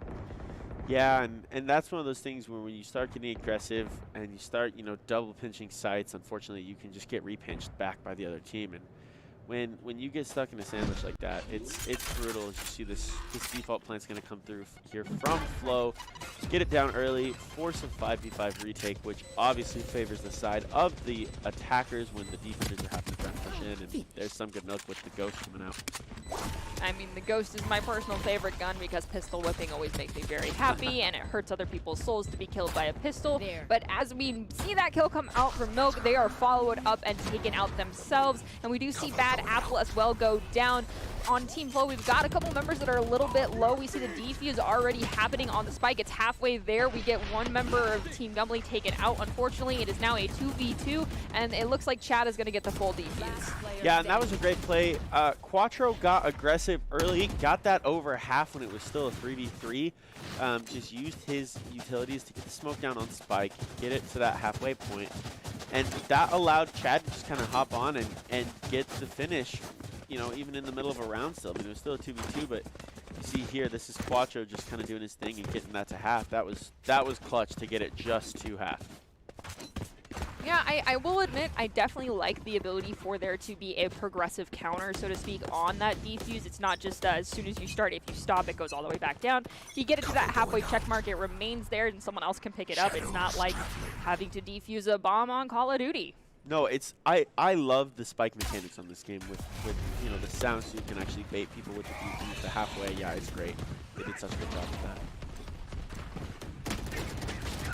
Oh, and as we see, they're kind of already all bunched up. Team Flo has a minor pinch flank coming out from one of their players. However, Team Gumley is already down 1, and some of their teammates are relatively in good position to stay alive. And as I say that, all of Team Flo is taken out, so it's just now a matter of defuse the spike.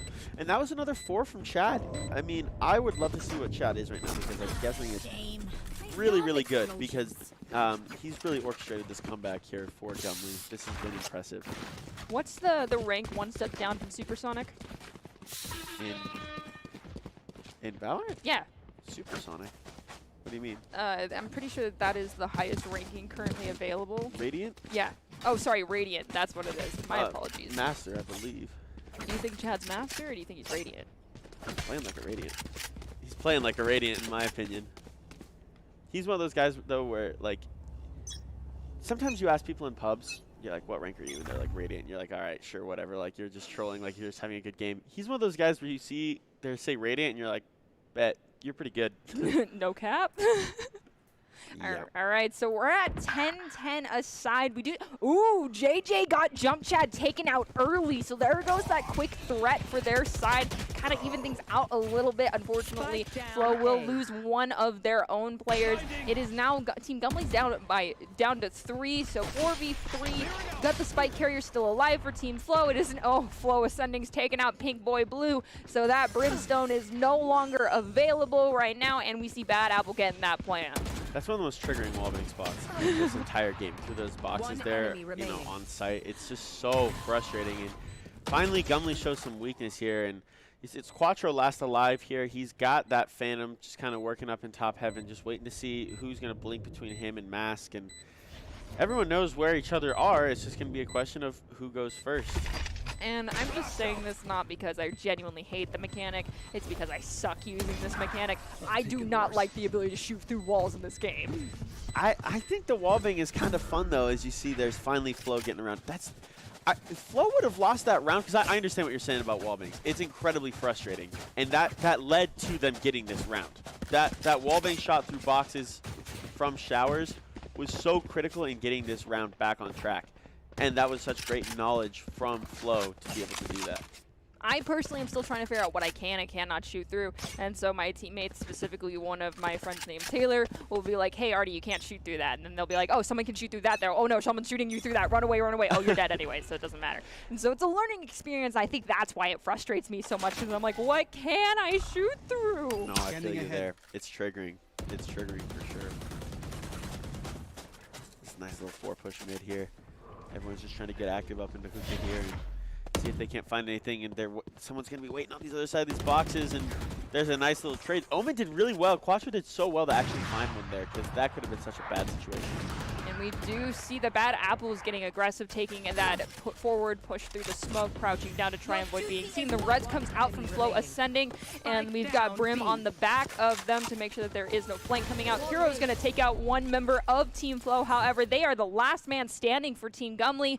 Flo Ascending's put up the ice wall. They're just waiting to see if they peek around this corner. We do see them trying to take that long route out of the LOS of the enemy team as JJ, the behind the mask, starts planting that spike. You see, it looks like Kuro's just trying to make a little bit of a play here. Just a little baby flank through hookah, but unfortunately JJ was, you know, locked and loaded, ready to go. Yeah, there probably was really no moment in that entire little rotation that Kuro was taking where any of the members of Team Flo did not know where they were at. They probably were just like, oh, hookah, yep, they're in hookah now. And Brimstone's just like, okay, bye-bye. It's to quote one of my favorite TV shows, it's the hope that kills you. Shout out Ted Lasso, because unfortunately they knew exactly that the flank was coming, and Kuro probably thought they didn't. But it's brutal, because in reality, he was the only person on the map that thought anyone didn't know it was coming. Hold up, what show is that from? I feel like I actually know that. Ted Lasso, you know, the American soccer coach. I do not. Good show. Oh, there's Kuro finding a nice little first blood there. So revenging himself here, trying to keep Gumley in this, because unfortunately Flo is on match point. Yes, this is a kind of the last lap of Mario, so to speak, type of moment. Granted, the pace of this match does not tend to dramatically increase with it being kind of the match point, which is kind of nice as someone who gets heart palpitations from overtime in Overwatch. So they still have to, you know, come out on top here. They can still take their time. There's no overly ambitious and annoying stimulus in the game to make them freak out. We do still have the spike carrier alive. However, they are for Team Flo down one. And now they've evened it out. Maybe, hopefully, Sage can get that heal out onto their teammate to keep their spike carrier alive. For Team Gumley, however, we do see multiple members getting pretty gosh darn low as they are kind of getting surrounded by Team Flo right now. Yeah, and there's some trades there. It looked like Pink Boy Blue was going to be able to make something happen, but unfortunately a double trade comes through. Flo just taking off 2 of Gumley there, and it's just Kuro once again. Kind of it's Kuro versus the world, trying to do something. This is just where things get rough, because, I mean, you take out that middle pillar to get LOS on the enemy team, but they know where you're standing. You have to be there. You've already taken out one of their teammates. Questioning why Sage didn't do a heal on their team, but, I mean, you know, at the end of the day, they already won the round. So that is going to be a victory for Team Flo right there. So they definitely avenged themselves from that first round against the other team. But, you know, after that, I want to ask you, what type of trends are you seeing coming out that are interesting from both these teams, from all 3 of the teams we've seen thus far? Well, I think that it's kind of a matter of these teams are, you can see where, like, the true individual brilliance of some of these players is coming out, but I think the theme is still these teams need time to work together. The rotations, the pushes, the communication, just the instant team chemistry, it's just not quite there yet. And I think that that's the theme that I see is it just needs to continue to develop, because I think it will come. And when you have great players like this, like we do here in this Esports Rumble, that will come. But the theme, I think, is these players need, as much time as they can to get together, and it shows everything that we're working for. Well, so far they had 2 weeks, and in just 2 weeks they got that much, they got very cohesive with one another. So, we're talking about this esports tower community that is building right now for Valorant. And if you want to be seen by college recruiters, talk directly to the esports industry insiders like pro athletes, get team managers and game producers to notice who you are and possibly get some attention from colleges, then join the club, and that club is the Esports Tower. Players get the insider access to industry insights with our featured rumbles. Recruiters are taking notice of these events as well. It's a great way to score exposure if you're looking to start your path to pro or even land a collegiate scholarship. Check them out at esportstower.com. Yeah, this is such a great opportunity for the high school students to get together and play like this, because you really do get a lot of notoriety from these kind of things. It's a great opportunity. I mean, back in, I hate to use these words, but back in my day, there was the world of streaming hadn't even started back when Call of Duty, at least when I was playing, Call of Duty Black Ops 1, which was kind of like my harbinger into the world of first-person shooters outside of Halo, because it wasn't really multiplayer online. But that game in particular is what got me started and interested in these types of games. But there was no, other than theater mode, there was no sharing your gameplay with other people. And when you have a club and organization built specifically for that, it amplifies how quickly that exposure occurs and how much you can learn very quickly. Oh, you remind me of the good MLG days of pro Call of Duty. No.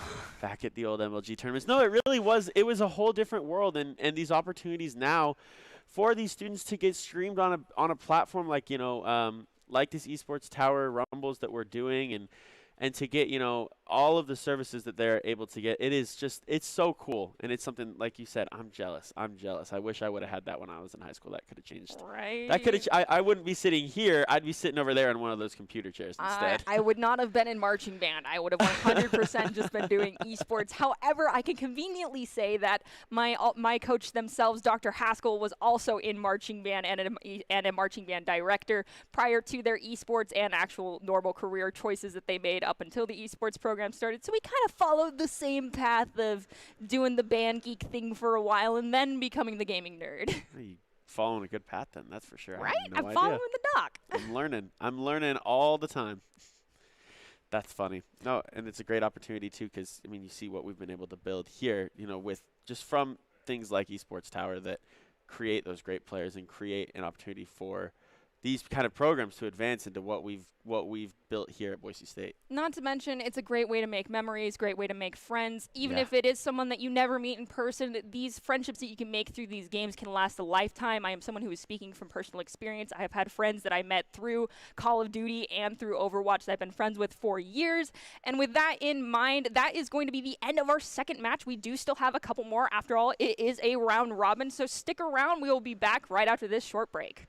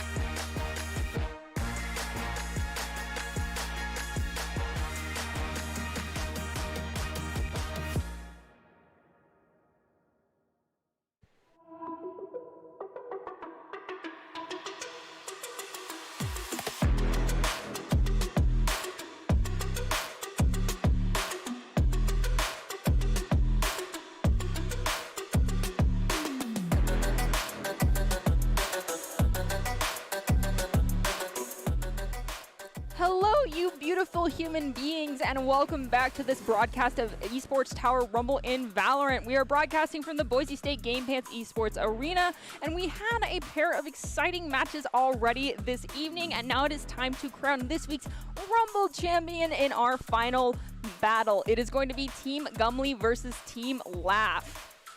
You know, I mean, I think it's tough because all three of these teams were like, they're all at a very high level of competing, but I think that both these teams probably, I know we saw it was 1-1 going into that series when it was Gumley versus Flow, so I mean that was obviously a tight series, and Laugh looked really good, so that's not, I don't want to say I'm not surprised that both of these teams are in the final, but like both of these teams I think deserve to be here. Well, let me tell you a little bit about how we got to this point. This week's format is a little bit different than what we have traditionally for our Rocket League Rumble events, as this week is a special event with only 3 different teams competing. The teams have competed in a round-robin format, with each team playing each other one time. The best overall record from these 3 teams will take home the inaugural Valorant Rumble Championship. So let's see what exactly and who exactly is going to take home that championship title as we jump into this last match. Yeah, it is going to be really interesting to see who comes out on top. The aggression, you know, from both sides here. We saw both teams like to be a little bit aggressive at times, and I'll be curious to see if that makes a huge difference. With both teams being aggressive, I'll be interested to see what that means as we go into this last map. Who is more successful at being aggressive? I am going to be keeping an eye on Chad personally, because they definitely were showing their skill and a little bit of their ego, in my opinion. At least that's my opinion. In that last round, getting multiple double kills, using their utility very cleanly in ways that, I mean, at least to that level of consecutive success with it shows their prowess. So it's very interesting to see that happening. And of course, you know, when you go into these matches, there's some things you got to keep in mind. And those things we like to call here, at least, Doc's keys to the game. And these keys are presented to us today by the Esports Tower. Those keys in particular are call-outs are critical. After all, the recon is so huge in this game. Watch those corners, as we've mentioned before. Call-out ability usage and track the enemy econ. Improve your game sense, improve your team play, improve your performance under pressure. You'll get matched with great players, professional coaches to help you rank up. These are Doc's keys to the game presented to you by Esports Tower. Check them out at esportstower.com. And I think that we've seen all of these keys at some point or another today come out and be super important. You know, I mean, we've talked about econ, we've talked about calling out, you know, enemy utilities, we've talked about just straight up communication, and we've talked about corner checking. It's all been right there. Yeah, and the one thing that I will talk, like specifically in particular, when it comes to Valorant itself, all of the character models are relatively close in size. There isn't some characters where it's like you put one next to another one, and it's like you've got David and Goliath when you've got, like, you know, Mercy and Reinhardt in Overwatch. All of these characters have relatively the same size character models, and so you know that when you're checking these corners, how far in general you need to be checking in order to ensure that you have made sure that no one could possibly be there. And that's just something that comes with time and practice and understanding, like, it becomes a kind of subconscious level of checking corners and how far you need to be checking, and it comes with time. Yeah, I agree, and I think to add to that, one thing that we see that, you know, sets these kind of players apart from everybody else, from me, is crosshair placement. And when you're checking these corners, that is something that we see that these kind of high-level players are elite at. They know exactly what level they need to have their gun at to find right between the eyes, and they know exactly where to hold that mouse. And when they check those corners, they can whip on the same level and do exactly what they need to do to find those headshots that get those deadly one-shot kills. All of those aim trainer hours and Kirchhoff aim trainer hours paying off for these players, unless you're me, because those aim trainers never seem to help me. My astigmatism apparently has made it so my reaction time with my left eye is just non-existent. And so as we are going into our last map, it is going to be on Ascent. And this is going to be technically, as opposed to our other rounds where we've come in later in the series, because these are actually best of threes. This is the first one, so this is setting the pace for how this entire match played out. And so that means we need to be keeping a close eye on the ability usage we see, the aggression, how the econ works in this first map, because that basically is the telltale signs of how the rest of this round played out for these teams as we are in buying phase of the first round. And this is such a fun map to have like a quote-unquote championship on, because this map has so many different corners. This map has so many different ways to play it. There's so many different, little strategies, different planting locations. The doors on this map are kind of unique to Valorant. This is a great map to kind of see what strats are out there and who's got the best of them. And we are taking a shoulder peek right now directly over our Agent Laugh right here, our esports tower kind of intel insight expert on this team. We do see that for Team Laugh, their spike carrier is the chosen Sage in this case. The other side, however, for Gumley, they once again do not have that Sage. So I feel like maybe that might be what's the setting difference between these two comps here, is having that Sage behind in your corner for Team Laugh.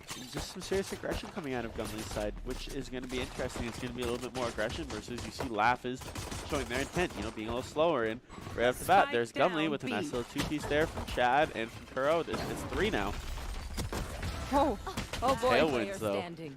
And we do see Pink Boy Blue on that Brimstone taking out Laugh. As you mentioned in our last match, they may have just switched over to this operative, but they are not showing any form of being an amateur, as they have used the abilities very well that Brimstone has, as well as made some fantastic plays already in the previous rounds. It's just a matter of time before we see them pop off more. We're looking at Cool Guy Fire right now, peeking around, getting a one double kill coming out. They are carrying the spikes, so that means they have the opportunity to plant, but they are super duper low. So do you think they're going to be more just hoping to go kill Brimstone and Laugh right now as opposed to trying to plant that spike? Well, let's see what the audio cues come out. He's going to try and rotate this through mid, and if Gumley can't actually hear him rotating this through, he may get a chance to actually get this down. Yeah, they didn't. He's going to get this spike planted here. Oh, dang, that's on Luckers. You got to be paying attention to those audio cues. Turn up that audio input sensitivity as much as you possibly need to, because they are so important for that intel. We do see both members of Team Gumley collapsing onto point A, trying to take out this last standing member of Team Laugh. The doors have come down over here, waiting it out. They've been broken, and unfortunately, Pink Boy is going to take out Cool Guy Fire. And it's so unfortunate if you're Cool Guy, because it's like you made this great rotation. You got the spike wrapped over, and literally the second you got it down, Prim's stun came through. And it's like, what? There's no way that the timing could be that perfect, but it was, and that's just brutal. It's a moment where if I had been in that player's shoes, I probably would have just kind of put my head under my hands and just been like, okay, I just need a minute. This two-piece here, though, that was nasty. That was nasty. I cannot argue that. You might call it nasty, but in my opinion, it was beautiful. Yeah, 6 of one, half a dozen of the other. All right, so we're looking at this next one. It looks like, once again, Team Laugh is going to choose to kind of do a semi-split push, but converge possibly within the same area around point A, as we do see all of Team Gumley is split up once again. We've got a linear push coming from Team Laugh. They're able to circle around, but they've already lost one member in the form of K-Tess. Yeah, and the Ares coming out there didn't quite work out. You see another one from the side of Johnny Boy here. They love these LMGs. So frustrating to play against, but that's just a testament to how good they are. You see the trays just coming through. Laughs on a 3 this round. So, again, Johnny Boy, you better not get a kneel in here. Oh, you did. You took the ace away from Laugh, man. Dirty. Not cool. Not cool. Removing the title from your teammate, man. That's not nice. You gotta let your homies flex when they have the opportunity to like get that close to it. You just gotta look at your friend and be like in the comms, yo, you take it, you get that ace. And it's like, thank you, bro. Exactly. Throw it away. It's gonna get planted down here in front sight. So they're going to be able to hold this. One's going to go and sit back in backside, I would imagine. Yeah, you see Jet's just going to be in backside there, and Johnny Boy's just going to be sitting on the spike. And it's Chad, and he's got to make a play. We do know that Jump Chad is notorious for being able to use their jump pack and that ability combo to get multiple double kills in our previous matches, as we've watched Jump Chad. However, if Team Laugh manages to stay far enough away from one another, they can avoid that instant double kill that Chad is notorious for doing. But we do see one member is already very low, so they need to be careful going into this and shoot. There's that wall shot. There's that shooting through the wall thing that I talked about. It's not. There it is again. It is so irksome. I don't like it. Oh, dang. And Jump Chad is going to be taken out. So Team Laugh will walk away with that first round, with that second round victory, and we are at a 1-1 score differential right now. Ooh, you were talking about skins on guns. Wait till you see what it looks like laughing in here, because this is cool. It's like a little galaxy skin, but he threw those shells into back sight there because, I mean, he made the read. That's where someone's normally going to be, but unfortunately, Laugh is pushed out with his teammate. So, I mean, if he would have known. Oh, I really like that skin. Yeah, that's one of my favorite ones that they have in this game. It is so cool. So cool. Frustrating when you see it because you know it's on an OMG, and it just makes you want to scream a little bit. I don't see an issue with having an LMG, especially when you get the cool paint job on it. You can't. You got to be like, I have to use this gun now. Oh, now they just ran into each other inside the Omen smoke. I think that was kind of funny to watch the mechanics of that, and the wall bangs coming through once again. I don't like them. That was so unfortunate. I mean, honestly, these players have leaps and bounds amounts of more experience in this game than I do, and I feel like that is just something you need to be aware of. The updraft ability, its ability, how quickly it can be used, how swift the movement is with it. I mean, plus that was literally a 1v1 character matchup, so you should have been aware that that ability was most likely not on cooldown and gotten the heck out of there. I mean, the wallbang shots were there, the tracing came through. The ability to updraft up and then use your tailwind to go forward, and then just 180 Ego Child there in that corner. Like, jeez, that was crazy. All right, so now we're moving into our round 4 of this match right now. It looks like both teams went with kind of light buying, at least from Team Laugh. They are already down 2. However, as is Team Gumley, we do still have Sage with that spike. Team Gumley is now down to 2 players. We have a 1-man advantage for Team Laugh as they're trying to kind of, it looks like, pinch off and surround Team Gumley right now on point B. Yeah, and it all comes from the fact that Chad is willing to get in there and get his hands dirty early. He's not afraid to. He knows he's going to go down, but he found 2 limbs early and then Laugh with some just precision shots there across the map. Another great use of that tailwind from Laugh. Unfortunately, gets picked from, looks like, Quattro there with the stinger, but another great use of those tailwinds, just get into tough locations and get across this map. We do have 2 members of Team Laugh still alive. The spike is planted, however, so they need to, something's got to happen here. Someone's either got to take that risky peek and, go after the 1 remaining team member or try and go and defuse that spike. It's anybody's game at this point, but, ultimately the game now has a timer. It's time to make something happen. Yeah, and everyone knows exactly where Quattro is now, and as soon as he broke that window, the audio cue comes through. Soak was able to just kind of know he was right there, and he was waiting with the judge. And, yeah, that's tough. And they were judge, jury, and executioner in that case. There we go. Nice. That gun is just, it's almost memeable. How many great things you can say about it. Maybe they should make a meme weapon. Or because the skin was stolen from Call of Duty, maybe Valorant should make like a thunder gun or a ray gun. Ooh, a ray gun would be sweet in Valorant. I would pay far too much money for that. I personally would pay for the ice staff from Call of Duty Origins, Zombies Origins. I would 100% kill to have that staff in this game. Yeah, that would be sick. That would be actually really cool. All right, we do see Laugh has managed to get the revenge kill on Quattro for that last end-round kill on themselves, so they've already evened the score there, so to speak. We see Soak, I think that's Soka is how we want to say that name, has put up the wall to protect their team so they can rotate a little bit more, knowing that the members of Team Gumley are on that right side. They've sent out the slowing orb to try and give them a little bit more advantage. Their team's playing in that smoke area, and they're trying to surround and conquer, so now we do see that Cool Guy Fire takes out 2, so Jump Chad is down, but Pink Boy Blue will avenge their teammate and take them out. Laugh will ultimately get the final kill and the last laugh for that round, though. The last laugh. Good one. Good I like one, to make some puns every now and again. That was funny. That was pretty good.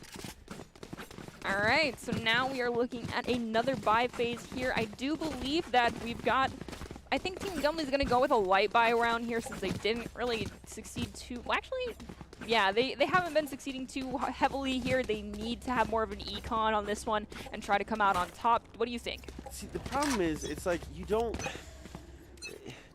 you are the defender's side, and you're down 1-4. You don't want to econ too heavily because you don't want to go down too much, but at the same time, like you said, they haven't got a ton of creds. So it's a matter, like, honestly. There you go. There it is. There's the comeback. They're already up. They're up 2. They can do this. I mean, I have faith.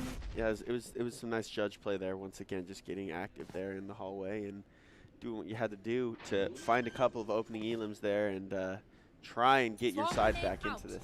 We do have Cool Guy planting the spike, so it's down. Now that means we've got a timer on this round. Johnny Boy is going to go down, leaving only one member of Team Lab. Cool Guy Fire is going to manage to take out Rezkin on that one, so we're down to 3 members on the team of Team Gumley and 1 on Lab. The Cool Guy goes down, unfortunately, and now all that's left is to defuse that spike. That was brutal. You know, everyone knew exactly. Oh, and they go in to steal the gun. Oh, well, you gotta pick up the op. If it's on the map, you know, I mean, that's 5K. You gotta get that picked up. I totally understand picking it up, but it's like that moment where it's like, where'd my gun go? And it's just like, I'm sorry, homies. Someone on the other side like just ran right over you and took it before I could grab it. Yeah. Sorry. That happens so often when I'm trying to snag a gun from someone on my team who's fallen, but I'm like, it's not worth it. They already picked it up, and if I try to go 1v1, they have the op now. And that, yeah, it's brutal to know too that, you know, you're 5 rounds in and an op's already on the map and being used in the way that it is. I mean, someone obviously is able to go out and, I don't know who bought it initially, but someone from Team Laugh is getting super aggro with it. I like it. Every time Cool Guy Fire switches over to do his melee weaponry with that knife, all I can think of is Psylocke from the X-Men because of the skin that they have on it. It is so satisfying to see. And we already do see that Team Gumley has lost 1, but Team Laugh is down 2. Their spike carrier in the form of Sage, however, is still alive. They have that ultimate ability online, and they do choose to use it, so they've rezzed, and they are back to full strength now. So this is going to be a 5v4 into Gumley on this round. And you see Cool Guy Fire, he was just shoulder peeking it that entire time of the cycle with the op as well. So a nice use of the ult there from Laugh, kind of getting things going, and got it up to a 4v2 now. It's almost, this is a brutal situation. Though if there's anyone that could do it, Arena could do it, you know, when you can use that overheal. That gun that Kuro is currently holding with that skin looks like the Mass Relay from Mass Effect, and it just makes me kind of want to buy it because it looks like a Mass Effect gun. Yeah, I agree. It's pretty sweet. Oh no. That's brutal. You hop that window and they're just sitting there waiting with the op. I mean, you can't do anything about that. No. As soon as that crosshair is on you, you're just done for. And did they pop their ulti here too when they hopped through the window? Yeah, I think Empress might have been going on here. You got like Ajax in a different game. Oh, that's so painful. And that was Lear too? Oh, that is a more impressive shot than I realized from Cytries. Wow, great shot. Great shot to know exactly where that was coming from, because that blind is brutal from Reyna. It looks like we're going to, for at least Team Laugh, they're going for a slower approach on this one. They aren't immediately rushing in, and we do see that there is already 2 taken out for Team Laugh in the form of that sniper. Those weapons are just too deadly. Yeah, and I think the knives came out there as well, and everyone's playing together now for Gumley, and it's 2 down for Laugh. Gumley's in a fantastic situation now, and they're just kind of anticipating a rotate over into this site, but it looks like Laugh has a different idea in mind.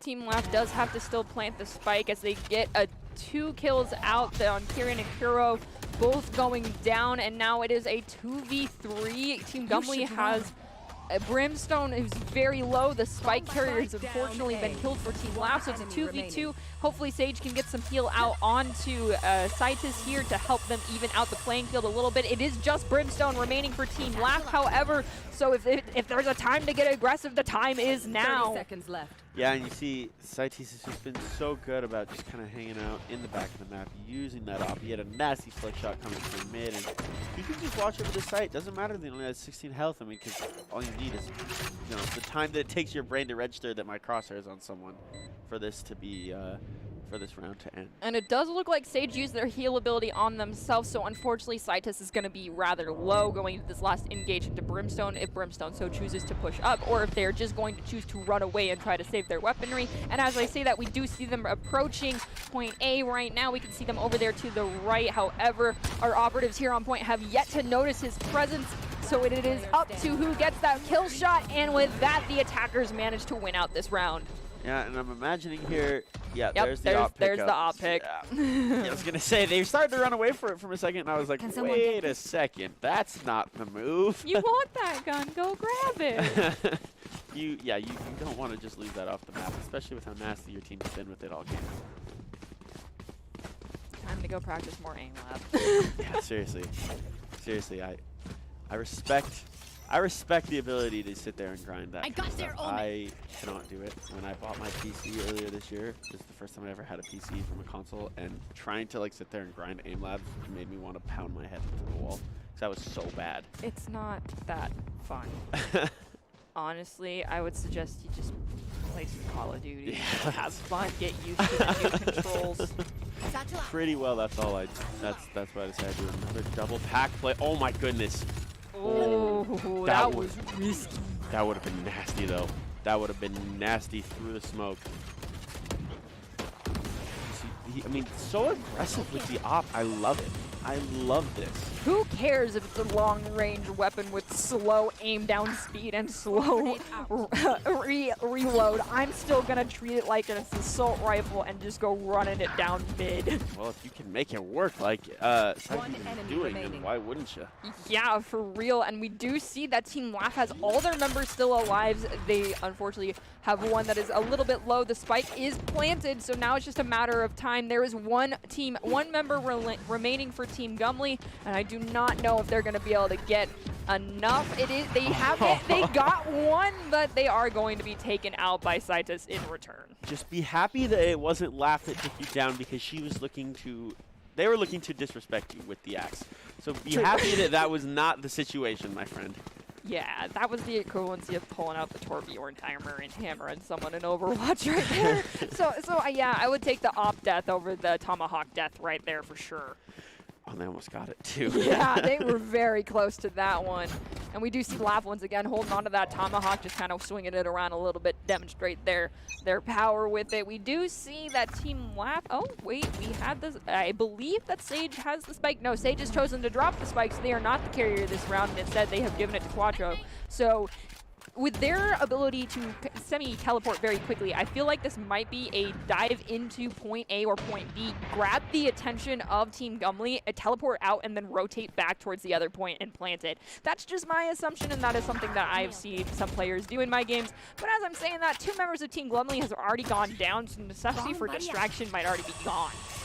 Yeah, I think everyone kind of knows where this is happening. Once again, there it is. Now, see, I think this was the play that Cytus was going for earlier to get up on this mid wall with the double pack. Just wait to see if anyone pushes out of market here. And I like this play because you do have so many lines of sight, but no one wants to push it so far.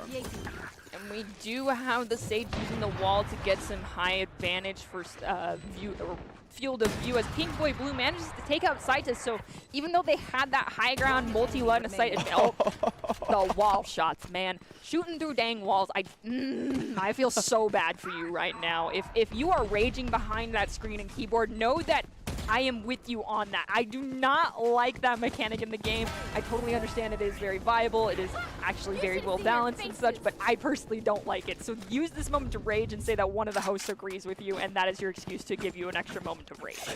Hey, and shout out to Laugh too, and even more in rage-inducing moment. That was a nice little ace there. I'm still confused that he must have got a sound cue there.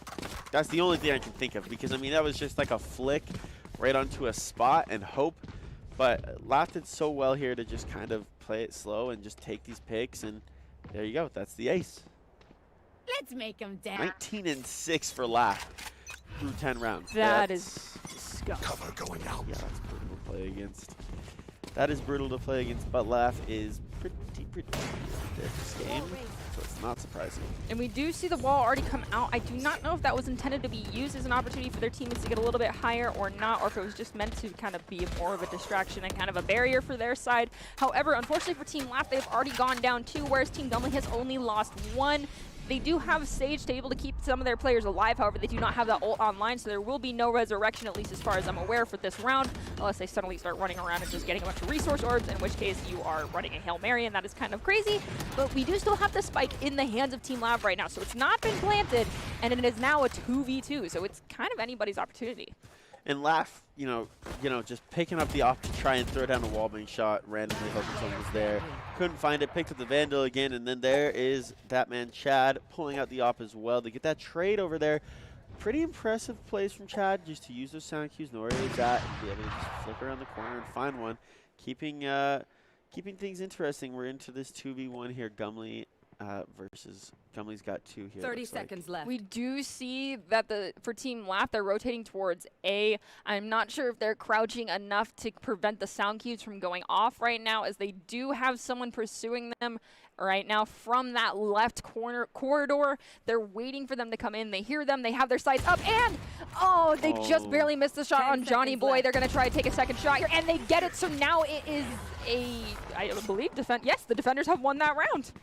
Yeah, that was a nice little ego chop. Last round in the half. There. You missed the first one. You figured Killjoy's probably going to be peeking from a similar angle and just, re-shouldering it and being able to find the elim to finish the round. That was a nice little ego chow. We like that. I do think that for Team Laugh, this is going to be a heavy buy round. They had kind of done a lot of economy on the last one to ensure that they were at an advantage. Now at this point, I don't feel like they need to make sure they're hanging on to that economy advantage as much. It is last round, so everyone is most likely going to be buying out everything and going in fully equipped. And I feel like this is going to be one of those all-out brawly type ego peak, just go down, run it down the mid, get some open picks, and see who comes out on top moments. Those are the fun kind of rounds. And you saw an op coming out there. You got a lot of Vandals, a lot of Phantoms.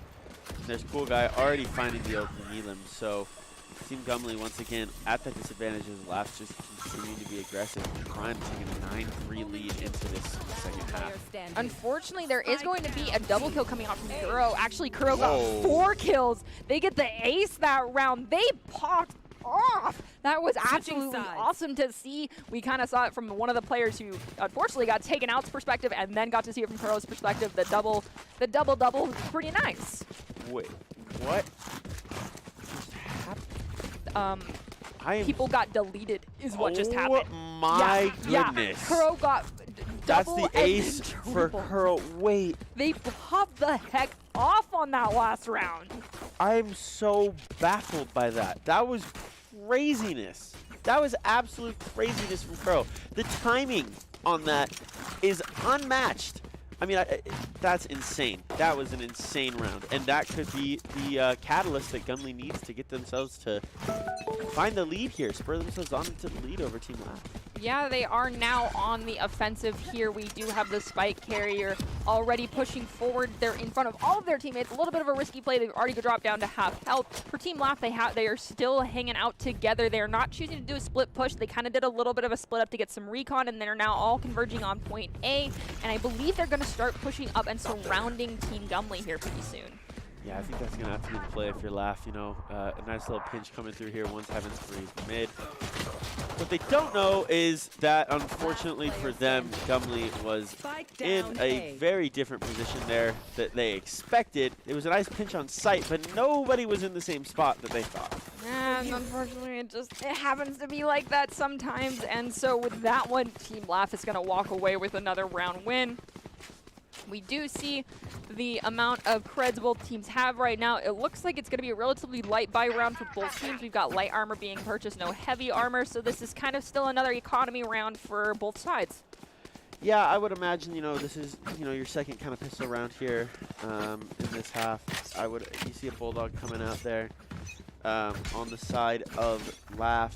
I'll be interested to see how this works because unfortunately, you kind of have to win this round if you're Gumley. You don't want to go down, 6 rounds again in this half. And we've got Cool Guy Fire taking out Jump Chad, so there goes that double kill powerhouse for the side of Team Gumley already, and they do not have a Sage in their pocket, so they cannot get that res out, unfortunately. So it's going to be a 5v6 for the remainder of this round. They have that spike, they still got it planted, and it looks like the goal for them is going to be to rotate to B and possibly plant it there, unless this is just to try and get some distraction happening, as we do see one member is still chilling out over by site A.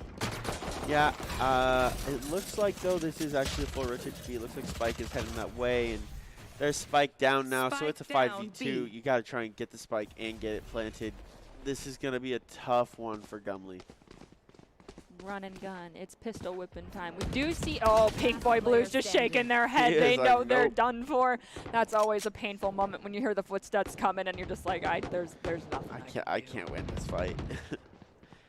Yeah, that's tough. As you see the last member here trying to rotate through Market, maybe trying to find an exit there. And yeah, we did see a spike down over there by point B, and the Sage was just waiting for them to come walking over by Market. using one of the most slept on but awesomely OP guns in Valorant, the Bulldog. So fun to use from close range there. Sage using that to great effect to finish off the round. All right, as we go into this next round of bye phase, we do have a score differential of 4v6 right now, more in favor of Team Laugh. If I were Team Gumley, I probably would be kind of ditching that econ. I know they did just lose 2 back-to-back pistol rounds, so it's going to be a slight econ round for them to remain kind of more in a good advantageous position for creds during the next one, but I think it might be time to start, you know, saying keeping the economy is just not completely worth it right now. We need to turn this around, and maybe it's time to start not so much everybody spending their creds, but those who have the excessive amount, buy those guns for your initiators so that you have a little bit more forward damage happening here. Yeah, the force buys have got to start through Team Gumley right now, unfortunately. That's not a fun situation to be in, because that basically turns into every round is last round. Because if you lose any of your force buy rounds, you're in trouble here. Great shot from Quattro there, but it wasn't enough. That's a nice, 3Bs coming through it from the team of Laugh. And down to 2v2 though, the trades, Jump Chat doing his thing. Jump Chat really doing his thing. Can he find the last one? Nope.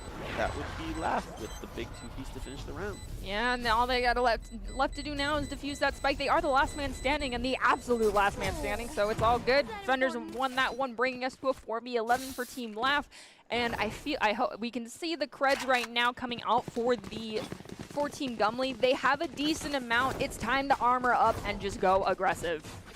Yeah, and it's kind of tough to really have confidence when you look on the scoreboard. You press tab there and you see Laugh is about to break 30. You just don't do it. You don't look at that scoreboard. That's just how you have to keep your mentals on the calm. You look at it and you disassociate when you see that number and you're like, oh, that doesn't exist. And then you come back and you're like, all right, this is round 1. I have a lot of credits. Let me spend them. This ain't an econ push. This is an all-out brawl. As we do see, Soka is able to get that first early kill coming out onto one of the members of Team Gumley. They do still have their spike carrier alive, so that means that they don't have to try and retrieve that now. However, 5v4 is going to be difficult to deal with, especially if they have another sniper out. The Cool Guy Fire is gonna, however, get taken out as well, and no. Soka is just destroying, and Pink Boy Blue is going to avenge his teammates in the form of taking out Soka, but I do not know if that's going to be enough, as it is now a 1v4. Yeah, and that round started to fall apart when you saw Chad the pack didn't go off when he wanted to. It's the first time we've seen him mistime a pack for this entire time that we've been watching him play. I mean, comes right here, you see, gets it down, doesn't really do what he wants it to do, and kind of just stuck there. He jumps out into the open, and it's like, well, that's that for me. You can see me. You already heard it. I have loud feet. I'm not even going to try and hide. Well, overall, congratulations to Team Laugh claiming out the first Esports Tower Rumble Championship for Valorant.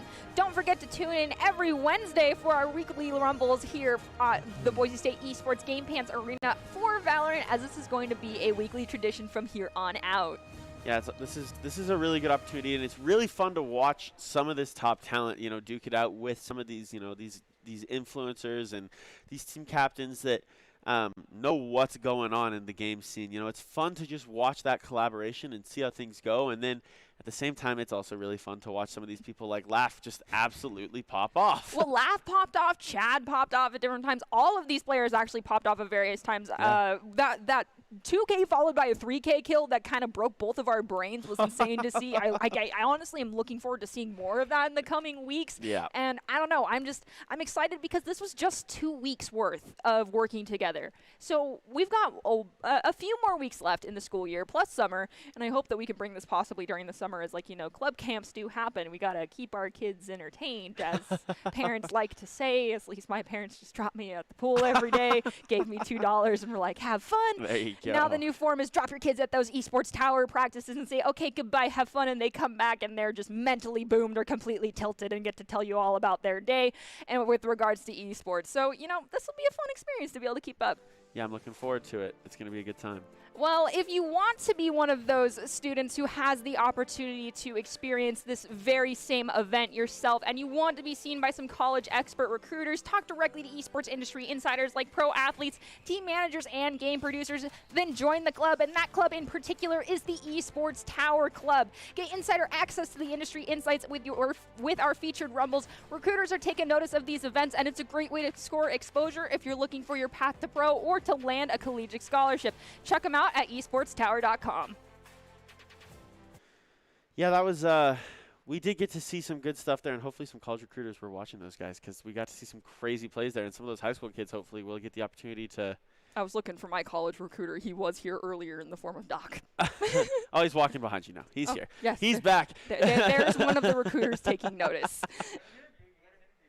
And joining us for the end of this very amazing and awesome first event for our Valorant broadcast is going to be Flo, whose team was saw twice this week in the Rumble, and we wanted to get their thoughts on their first Valorant Rumble. So, Flo, how was your experience with Esports Tower players during this whole tournament process? I thought it was great. I genuinely loved it. Like, the players that I got to play with were great. They're the ones that came from, like, my video and stuff, and they appreciated all of the wars that I did. And there was a guy there that was trying all of the walls. It was a lot of fun to watch that. So I loved it. All of the guys there were great. Honestly, as a Sage player who's rather novice at the game, I actually really enjoyed being able to watch your utility usage and see everyone use those walls to get high ground. And so within regards to that, what was your favorite part of doing this event this week? Yeah, my favorite part was genuinely the guys. Like, I had a lot of stuff to do afterwards, but I didn't want to leave them. Like, they were so sweet. They were super nice the whole time. And I joined them when there were only 3 practices in, and they were all already, like, best friends. So the whole experience for them as well, they already became, like, super good friends. So it was just a lot of fun to, like, be able to join them in that scenario there. That's so sweet. All right, well, for the rest of the kids, your team and other teams included, to anyone that's listening, if you're trying to get better at Valorant, what do you have to say to those kids in particular? I'd say just practice. If you want to get good at it, it just takes time. Like any other game or any other sport, it takes time. And you've got to put the time into it, but make sure you're having fun whilst you're doing it. That's the biggest part. If you're not enjoying it, don't do it. If you are, then just keep going and keep putting the time in. All right. Well, Riley, do you have any questions for Flo? You know what? I first of all, I really enjoyed watching your gameplay because it taught me a lot, because I'm just horrible at this game. As much as I watch, I am absolutely terrible. So I guess my question to you is, as you've kind of, you know, we're what, a year and a couple months into Valorant, how have you found that transition from your other esports, you know, from other from other FPSs and stuff like that? What was that transition like coming into Valorant, and what have you seen that's different, that makes this game so much better? So the best part about Valorant for me, so I came from like CS. I've got like 10,000 plus hours in CS, so it's kind of like aim intensive. Right. So I already had that kind of nailed, but the more fun part was using the abilities. Yeah. And then on top of that, when I found Sage and all the different stuff you can do, it just became a game of like chess, and where I can position myself and kind of just do crazy creative things rather than just running around the shooting. So I think as far as for Valorant, it has a lot of potential in just kind of using different abilities and getting creative. That makes sense. That makes a lot of sense. Yeah. Well, thank you so much, Flo, for not only helping out these players and participating in this week's event, but also for helping us and doing this interview with us. It was actually nice to actually be able to put a name to the face and even a voice to said face. So I hope we actually get to see you once again, hopefully later on down the road here. All right. Thank you, guys. Thanks, Flo. All right, so one last time, I would like to congratulate Team Laugh for winning the Esports Tower Valorant kickoff. That's kind of like, even if you don't win it again, you get to be like, well, I was the very first team to get that crown. So you always will have that flex, and this event will be a great way of, this event was great for showing off Laugh and everything that they have to bring for Esports Tower players. We want to thank Flo and Laugh and Agent Gummel for participating in this event and taking the time to coach the Esports Tower players this week. That definitely was a big burden and a big thing to take on for all of them. They did a fantastic job, and it's so sweet to hear that everyone is becoming friends throughout the course of this event. We are very impressed by the talent from the Esports Tower players, and we look to see these players do big things in the future for these Valorant events. Remember, you can still sign up for Esports Tower Valorant Club, where you can join the team, get coached on a weekly basis, and compete in weekly events and competitions. Thank you all for everyone for joining us this week, and we will see you on Monday night for the return of Rocket League Rumble. However, before we say goodbye just yet, we do have the ICCU player of the game. And right before we do it, who do you think it is going to be? Don't look at the screen. I bet it's Laugh. I'm going to go with Flo. Oh, it's Citus! Oh my goodness. Yeah, okay. Fairs. That's fair. All right. So your player of the game is brought to you by Idaho Central Credit Union, who believes a great player makes a team more successful, just like Idaho Central helps members achieve financial success. Citus is your Idaho Central Union player of the game. That makes sense. He did have some crazy clips, and he ran that op like another agent, basically. And that ranged frenzy kill will stick out in my mind as an unbelievable display of just like serious confidence in your shot. All right, so as we prepare to close this out, do you have any big takeaways from this whole thing? Well, aside from the fact that everybody here is just significantly better than me. Oh, okay, that's a standard. Don't let that get you down too much. It's just that's always a thing. Right. Outside of that, I think that my takeaway is it's interesting when we get to see all these different kind of play styles, because everyone really does play things differently. And, casting the Boise State Valorant team, they are kind of like these agents of chaos as they just fly around the map, and they really are, and they're so good at it. There's a reason why. They're chaotic goods. Oh, yeah. No, there's a reason why they're one of the best teams in the country. And every team has different play styles. So as we get to experience these different teams, it's just so fun for me to be able to see how different people play different maps and the kits and the setups that they use. It's interesting. I personally had a very fun experience being able to host Valorant for my very first time. I have color casted and been in that chair where you are, Riley, a long time ago when Valorant was kind of first starting up here at Boise State. So it was a great experience to be able to actually cast this with you, and I look forward to be able to do it more in the future. You did a great job. So thank you, and you did a fantastic job as well. So as we close this out, we are going to show you the top 5 plays of the game, and of course, I really hope we see that double lead into the triple kill. And these top 5 plays are brought to you by the Idaho Army National Guard, who invites you to take your impressive critical thinking skills to the next level with more than 10 jobs, offering a 20K bonus and a degree choice paid for by the Army National Guard. It is the best team out there. Go check them out at iGuardgaming.com.